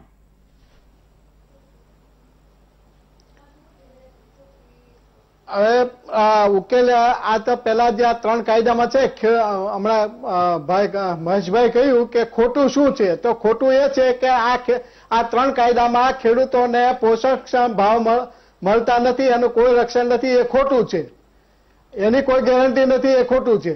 અને આનો ઉકેલ એક જ છે કે ફક્ત ને ફક્ત MSP એક લાગુ કરી દે એટલે આમાં ઘણા ઉકેલ આમાં આવી શકે. બીજું કે મહેશભાઈ એમ કે છે કે બંદૂક તાકે છે તો બંદૂક તાકવી પડે. મહેશભાઈ, આ કોદાળી, પાવડો, સ્ત્રીકામ, કુહાડી આવા સાધનો ખેડૂતોને સહાયમાં આપે છે, તો આનાથી ખેડૂતોની આવક બમણી ન થાય. એટલે આવી યોજનાઓ રદ કરાવો. અને આ સાવરકુંડલાની અંદર જે નાના જે વેપારીઓ હતા, લુહાર હતા, એ ભાંગી ગયા. આજે કુહાડી, પાવડા જો એ સરકારને એ સબસિડીમાં આપતા હતા, એ બંધ થઈ ગયા. અને આ પ્રાઇવેટ કંપનીઓ છે, પ્રાઇવેટ કંપનીઓ બધી આપતી થઈ ગઈ. આજે પાક વીમા યોજનામાં છે કે ખેડૂતોની હિત નથી. એટલે આ ખરેખર આ બંધ કરો. આનો ઉકેલ એક જ છે કે MSP એક લાગુ કરી દે તો આજે બધો ટોટલી આખો નિરાકરણ આવી જાય. અને આમાં કોઈ ખેડૂતોને, સરકારને કોઈ વધારાનું ભારણ જ નથી આમાં કોઈ. ઓકે ઓકે, ધોરાજીયા સાહેબ આપે સાવરકુંડલાનું કીધું, નાવલીનું કીધું, મને આનંદ પણ થયો. આપણે આ હું તમે બંદૂક તાકીને બેસો છો એટલે મને આનંદ છે કે તમારા જેવા અધિકારીઓ ક્યાંક અમને કે છે કે આવું કરો. પણ તમારી આ વાત સાથે હું સહેજ પણ સહમત નથી કે ખેડૂતને આધુનિક સાધનો આપવાને બદલે જૂના પાવડા, જૂના તગારા, જૂના ત્રેકમ આપો, બળદગાડું આપો. આ ટ્રેક્ટર છે, રોટોવેટર છે, થ્રેસર છે, આ બધું બંધ કરી દો. જો તમે ઈ તરફદારી ખેડૂત માટે કરતા હોય અને ખેડૂત છે એ હજી આ જે જગ્યાએ છે એના કરતા પણ નીચલા સ્તરે, માફ કરજો, આ વાત સાથે ન હું સંમત છું, ન મારી પાર્ટી સંમત છે કે ન ગુજરાતનો ખેડૂત સંમત. એમને બંધ કરી દો. કુહાડી, તમે જે કહ્યું સહાયમાં આપો છે, બંધ કરાવો. હું એમ કહું છું મુદ્દો જે નથી. પહેલા તો મુદ્દો એ છે કે તમે જે કહ્યું કે ટેકાના ભાવે ખરીદીનો મુદ્દો છે, તો હું તમને બહુ સ્પષ્ટપણે કહ્યું કે તમે એક અધિકારી છો. હું તમને બહુ માનની દ્રષ્ટિથી જોઉં છું, પણ તમે અધિકારી તરીકે આ 3 કાયદાનો અભ્યાસ કર્યો નથી એવું મને સાર્વજનિક મંચ ઉપરથી કહેવામાં વાંધો પણ નથી. મારો આક્ષેપ છે આ 3 કાયદાની જોગવાઈ. એક મિનિટ હું સ્પષ્ટતા કરી દઉં ને, આ 3 કાયદાની જોગવાઈમાં MSP બંધ કરી દેવી એવું ક્યાંય બંધ નહીં મળશે એની કોઈ ગેરંટી નથી એવી વાત છે. બંધની કઈ વાત નથી. સ્વયં પ્રધાનમંત્રી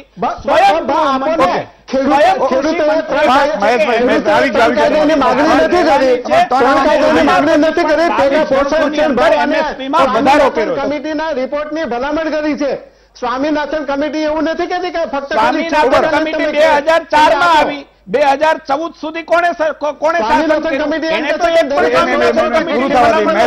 ભારતની સરકારે ખેડૂતોની આવક બમણી કરવાનો નિર્ધાર કર્યો. તમે જ કહો છો કે ખેડૂતોને ભાવ નહોતા મળતા, એ હકીકત છે. તો નવો કાયદા લાવ્યા પછી ભાવ મળે છે, તમને વાંધો શું છે એમાં? બીજા કાયદાની જરૂર નથી, છતાં તમે હમણાં જ તમે એવું કહેતા હતા એમનો મત એવો છે કે ભાઈ MSP ની તમે ગેરંટી નથી આપી એવી વાત છે. સાહેબ MSP ની ગેરંટી નથી સાહેબ. સરકારના ખુદ પ્રધાનમંત્રી કે ખુદ ગૃહ અને લેખિત હું આપને એ પણ એક જ લેખિત આપશો. લેખિત આપવા માટેની વાત ખેડૂતો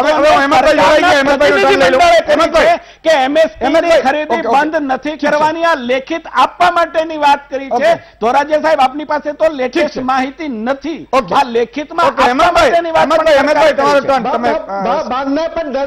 દરેક ખેડૂતોને એમ કે છે ખેડૂતો એવું MSP થી ખરીદી ખેડૂતના ગઈકાલે ઈસુદાનભાઈ તમારા ધ્યાન માટે પણ કહું છું, ધોરાજીયા સાહેબ, જેમ 40 સંગઠનો સાથે વાટાઘાટ ચાલે છે એમ બીજા 30 સંગઠનો, રજીસ્ટર્ડ ખેડૂતના સંગઠનો ગઈકાલે ભારત સરકારને મળ્યા છે, કૃષિ મંત્રીને મળ્યા છે અને એમણે કહ્યું છે કે કોઈ પણ સંજોગોમાં આ કાયદો પાછો ખેંચાવો ન જોઈએ. આ પણ બીજી વાસ્તવિકતા છે, આને પણ તમારે સમજવી પડે. હેમંતભાઈ देखिए सर, इसमें बड़ी सिंपल सी बात है. આ કાયદામાં કશું કહેવામાં નથી આવ્યું અને લઘુત્તમ ટેકાના ભાવની જે આખી વ્યવસ્થા છે એ આખી વ્યવસ્થા એ કાનૂની વ્યવસ્થા નથી, પણ એક પ્રકારનો કાર્યક્રમ છે, એક પ્રકારની યોજના છે. સવાલ એ છે કે જે એપીએમસી અંગેનો કાયદો છે કે જેમાં એમ કહેવામાં આવ્યું છે કે એપીએમસીની બહાર પણ ખરીદી થઈ શકશે. સરકાર જે લઘુત્તમ ટેકાના ભાવથી ખરીદી કરે છે એ મોટા ભાગની ખરીદી એપીએમસી મારફતે થાય છે. હવે જો એપીએમસીમાં વેરા લાગે છે જે બાય વેરા નહીં લાગે, એટલે પરિણામ એ આવશે કે ખેડૂતો બહાર વેચશે જો એમને વધારે ભાવ મળશે તો, જેની કોઈ ખાતરી નથી. અને એપીએમસી બંધ થઈ જશે તો લઘુત્તમ ટેકાના ભાવની વ્યવસ્થાનું શું? આ ખેડૂતોની દહેશત છે અને એના વિશે કોઈ સ્પષ્ટતા હજુ સુધી કરવામાં આવી નથી. આ વાત આપણે બરાબર ધ્યાનમાં રાખવાની આવશ્યકતા છે. હવે બીજો અગત્યનો મુદ્દો મારે કહેવો છે તે એ છે કે એપીએમસી ને બાજુ પર મૂકવા અંગેનો જે કાયદો છે તેમાં અને જે કરારી ખેતી છે એનો જે કાયદો છે એમાં પ્રકરણ નંબર 3માં એમ કહેવામાં આવેલું છે કે જો ખેડૂત અને કોઈ કંપની વચ્ચે કે જે કંપની ખેડૂતોનો માલ ખરીદે છે એમની વચ્ચે કોઈ વિવાદ થાય તો એ વિવાદનો ઉકેલ છેલ્લે લાવનાર કોણ છે? કલેક્ટર. તો કે ડિવિઝનલ મેજિસ્ટ્રેટ એટલે કે કલેક્ટર છે.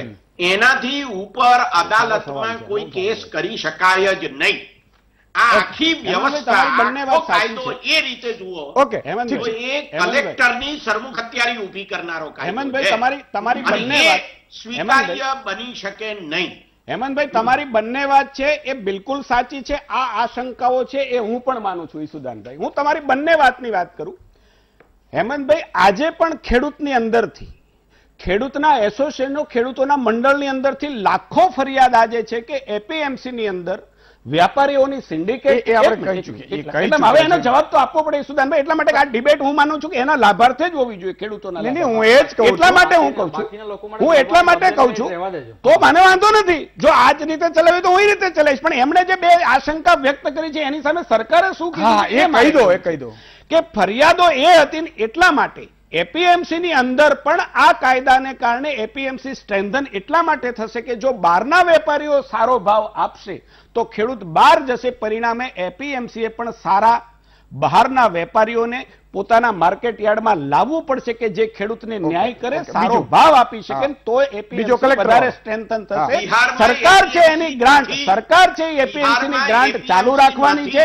સરકારમાંથી એપીએમસી ને જે સ્ટ્રેન્થન કરવાની છે ચાલુ રહેવાની છે. એપીએમસી માં જ ખેડૂત માલ વેચતો તો એ પ્રકારની સ્થિતિ કરતા બીજી સ્થિતિ અન્ય જગ્યાએ માલ વેચવાનો જ વિકલ્પ આપ્યો. હવે સાંભળો બીજી વાત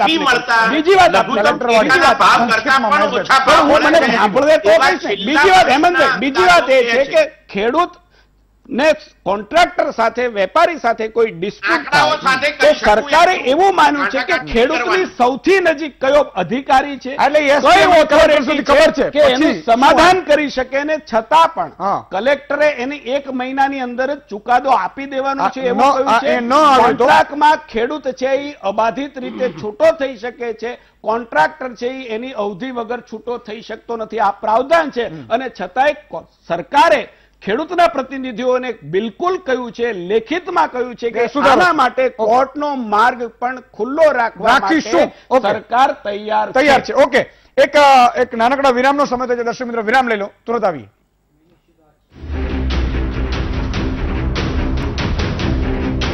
વિરામ બાદ દર્શક મિત્રો ફરીથી આપનું સ્વાગત છે. એક ધવલભાઈ વડોદરાથી જોડાય છે. જી ધવલભાઈ. હા, ભગતભાઈ બોલો છો. જય માતાજી. સુદાનભાઈ. ભગનભાઈ બોલો. જય માતાજી. હા, મારો એક મંદિરનો પ્રશ્ન છે. વડોદરા કાલુપુરા રોડ પર 2014 થી અરજીઓ આપી થાકી ગયો છું. 2020 કાલે છેલ્લી તારીખે કલેક્ટરને પણ આપી છે. મકાન ધરાશયી થઈ જાય એવું છે અને કોઈ કાન પર લેતું છે નહીં. અને ભાડુઆ છે અને રસ્તા હિસાબે મારી દિવાલ જાય છે તો મેં અમે મેયરને બી રૂબરૂ મળીને વાત કરેલી છે, પણ કોઈ નિરાકરણ આવતું નથી. તો કલેક્ટર ને મેયર ને બંનેને મળ્યા છો? હા, કલેક્ટરને અરજી આપી કે 2014 કમિશનરને મળી આવો. કલેક્ટરને કમિશનર અથવા તો ધારાસભ્યને મળી લો. તમારા જે પાર્ટીના કમિશનરને પણ આપેલી છે. નહીં, એકવાર મળી આવો રૂબરૂ ધારાસભ્યને અને લઈને જાઓ. કયો વિસ્તાર આવે છે? વિસ્તારમાં આવે છે, એ લોકો કાપતા છે નહીં અને કામ ટ્રાય કરજો. હું પણ કોશિશ કરાવડાવું છું, પણ તમે મેં કહ્યું એમ કે તમે એકવાર ધારાસભ્યને લઈને મળી આવો, કમિશનરને. ખૂબ ખૂબ આભાર જી મનહરભાઈ. કિશોરભાઈ, મેં બહુ સૌમ્યતાથી મેં તમને બધા બહુ સાચી વાત છે, પણ સંક્ષિપ્તમાં તમારો જે ટર્ન છે સંક્ષિપ્ત શબ્દ બોલો એ અઘરો શબ્દ છે અત્યારે, કારણ કે આપણે બધાની ભારતીય જનતા પાર્ટીની ભાષામાં અને વેશનો ડ્રામા બહુ ફેમસ છે, પ્રખ્યાત છે આ દેશમાં અને પૂરા વિશ્વમાં. એટલે એ ડ્રામા થકી કે ભાષા થકી કોઈ પણ ઉચ્ચારણ થયું એનો જવાબ આપવા માટે મારી કોઈ માનસિકતા કોંગ્રેસની પણ ના હોય, કારણ કે ઇમરજન્સી વખતે ડ્રેસ બદલીને ભાગેલા એ વખતે ડ્રેસનો ડ્રામા હતો. ઇમરજન્સીનું કામ સારું કર્યું તમે, અને એનો મતલબ એવો હતો કે અમે ડ્રેસ બદલીને જ ભાગ્યા હતા. વાત સારી છે. નહીં, આ બહુ ગંભીર કહેવાય, બહુ ગંભીર કહેવાય કે એમણે એમ કીધું કે ઇમરજન્સી બહુ સારું કૃત્ય હતું. તમે ઇમરજન્સીની વાત લેવા, વાત ખેડૂતોની છે, વાત ઇમરજન્સીની લેવા. અને નરેન્દ્રભાઈ મોદી દેશ વેશ બદલો કરીને ભૂગર્ભમાં રહે. ઓકે, મનહરભાઈ આગળ પૂરું થઈ ગયું, વાત પૂરી થઈ ગઈ. ચાલો, દેશના લોકતંત્રની રક્ષા કરી હતી વેશ બદલીને. ડંકાની ચોટ ઉપર ડંકાની ચોટ ઉપર તમે લોકો આવું કરશો તો મારા માટે 2 મિનિટ નહીં રહે. ડંકાની ચોટ ઉપર ખેડૂતોની સાથે કોંગ્રેસ પક્ષ છે, ચાહે ગમે તેવા આક્ષેપો હોય, ગમે તેવી બાબત હોય. નંબર 1. બીજા નંબરની અંદર બારડોલી સત્યાગ્રહ વચ્ચે સરદાર સાહેબે જે વાત કરી હતી ત્યારે અંગ્રેજોએ પણ એને પાણીના ફુવારા હાથ માર્યા. આજે આપણે એવા દેશની અંદર જીવી રહ્યા છીએ કે અંગ્રેજો કરતા આપણે બદતર આપણને ફેસ કરવો પડે. મારે 2 દાખલા આપવા છે ખાલી. આ ભારતીય જનતા પાર્ટીની માનસિકતા અને કામ કરવાની પદ્ધતિ ઉપર એગ્રીકલ્ચરના છે. જો આ ખરેખર આ લોકોને ખેડૂતોની સામે એની જે માનસિકતા જે છે એ પવિત્ર ભાવ હોય, એ જો ખેડૂત મારો આત્મા અને ખેડૂત મારો અન્નદાતા એ શબ્દ પ્રયોગ હોય તો આ દાખલાઓ 2 એની સાથે મેચ નથી થતા. ઈસુભાઈ, એના એ દાખલા છે. આજે મકાઈનો મિનિમમ સપોર્ટ ભાવ 1850 રૂપિયાનો છે અને આજે ખેડૂત વેચે છે 800 રૂપિયામાં. એક મજબૂર પરિસ્થિતિની અંદર 800 વેચે છે, ત્યાં કોઈ આ સરકારના માણસો કંઈ પણ નથી. અને એના બદલામાં પાછા વિદેશની અંદરથી 50% એનું અત્યારે ઇમ્પોર્ટ ડ્યુટી છે. એ આ સરકારે ખેડૂત માટે આ પરિસ્થિતિ હોવા છતાં પૂરતા ભાવ નથી મળી શકતા અને MSPના ભાવ નથી આપી શકતા, છતાં એગ્રીકલ્ચર મિનિસ્ટર એ પોતે એને 15% કરી અને import duty 5 lakh metric tonne મકાઈ લેવા. તમે વિચાર કરો. આ હું તમને 2020નો છેલ્લા અઠવાડિયા મહિનાનો દાખલો આપું છું. નંબર 2 2017-18ની અંદર ન્યુઝીલેન્ડથી 4200 મેટ્રિક ટન ઘી લાવ્યા, 141 રૂપિયાની અંદર પરમિશન આપી. એનિમલ હસબન્ડરી ડિપાર્ટમેન્ટના સૌરાષ્ટ્રના અમારા પ્રધાન છે, એ પ્રધાને એને પરમિશન આપી અને આપણું અમૂલ ડેરીનું ઘી કેટલા વેચાય છે? કિલોના 356 રૂપિયામાં. તમે ખેડૂતની ડેરી એ 356 રૂપિયામાં ઘી વેચે અને ખેડૂતોનું એની અંદર આપણે એને આજે પ્રધાનમંત્રી બોલ્યા કે 25% હિસ્સો આમાં પશુપાલન ડિપાર્ટમેન્ટનો છે, એ હિસ્સો તમે ગણાવો છો. અમૂલ ડેરી એ શ્વેત ક્રાંતિનો એ ધરોહર છે અને તમે 142 રૂપિયાની અંદર ઘી લાવવાની પરમિશન આપો. એ આ વાતને વાસ્તવિકતા સાથે સેટ નથી થતું. અને તમે ગમે તેટલી ભાષા બોલો, ગમે એટલી બોલો, અને તમે કીધું ને કે ભાઈ અમારી આમને રોરો અમને દુખે છે, અદાણી અંબાણી નામ લેતા અમારી કઈ મામાસી નથી થતા, કોઈ અમારી ગમતા નથી. નરેન્દ્રભાઈ મોદીનું નામ એમને જ ગમતું, પણ દેશના પ્રધાનમંત્રી તરીકે જે નિર્ણય લે છે, રોરો ફેરી 650 કરોડ રૂપિયાની બાંધી કમલમના દુકાનમાં જતી પૈસા 1 રૂપિયામાં ચલાવવા તમે આપી દીધી છે. તો તમે પહેલા તમે સરકારી ખર્ચે યોજનાઓ બનાવો, સરકારી ખર્ચે તમે તૈયાર કરો, કરોડો રૂપિયા પબ્લિકના ટેક્સના પૈસાથી તમે યોજનાઓ બનાવો. નિષ્ફળ તમે બનાવો, તમારી સરકાર નિષ્ફળ બનાવે અને પછી રૂપિયામાં ચલાવવા આપી દેવાની. તમે મને એમ કહો કે તમે નર્મદાના નામે ઢોલ બહુ ટીપ્યા. કલ્પસર યોજનાના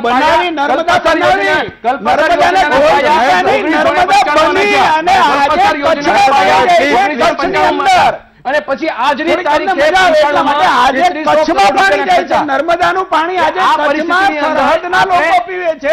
તમે તો માત્ર નર્મદાની આડે 65 વર્ષ નકરા આડા ફોગ કરવા સિવાયનું કામ નથી કર્યું. ગર્વ સાથે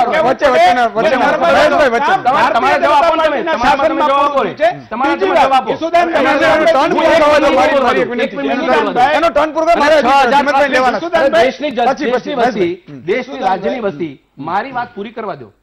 દેશની રાજ્યની વસ્તી 1980માં હતી એના કરતા વધી કે ઘટી? વધી. પ્રાથમિક શાળાઓ વધે કે ઘટે? સરકાર આ પ્રાથમિક શાળાનો વિષય છે. મારો પ્રશ્ન તમારે ગમે તે જાઓ, પ્રાથમિક શાળાનો ગમે તે જગ્યા, હું તો તમને એ કહું, ગમે તે જગ્યા જાઓ, તમારી સરકારની બદતમીજી વાત છે.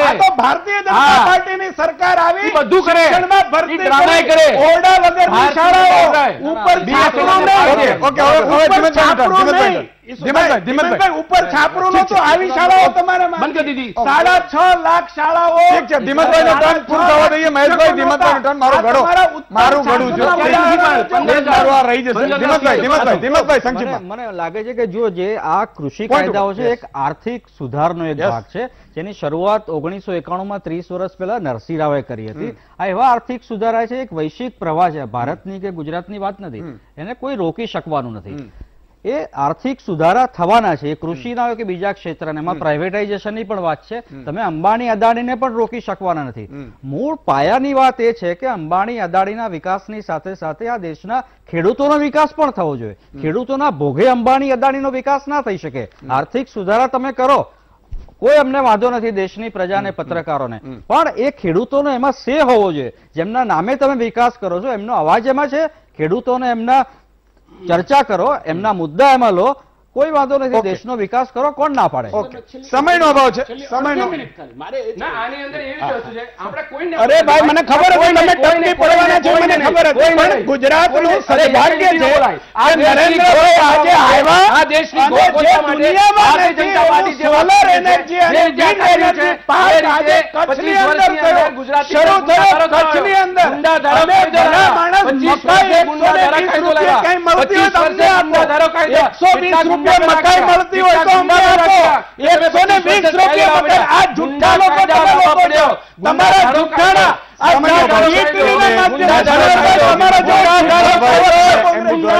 તમામનો ખૂબ ખૂબ આભાર. હવે હું આ લોકોને ચા પાઈ લો, તમે ત્યાં ઘરે જમી લો, અને આવતીકાલે ફરીથી મળીશું વધુ સમાચારમાં છે વાયરલ ન્યૂઝ.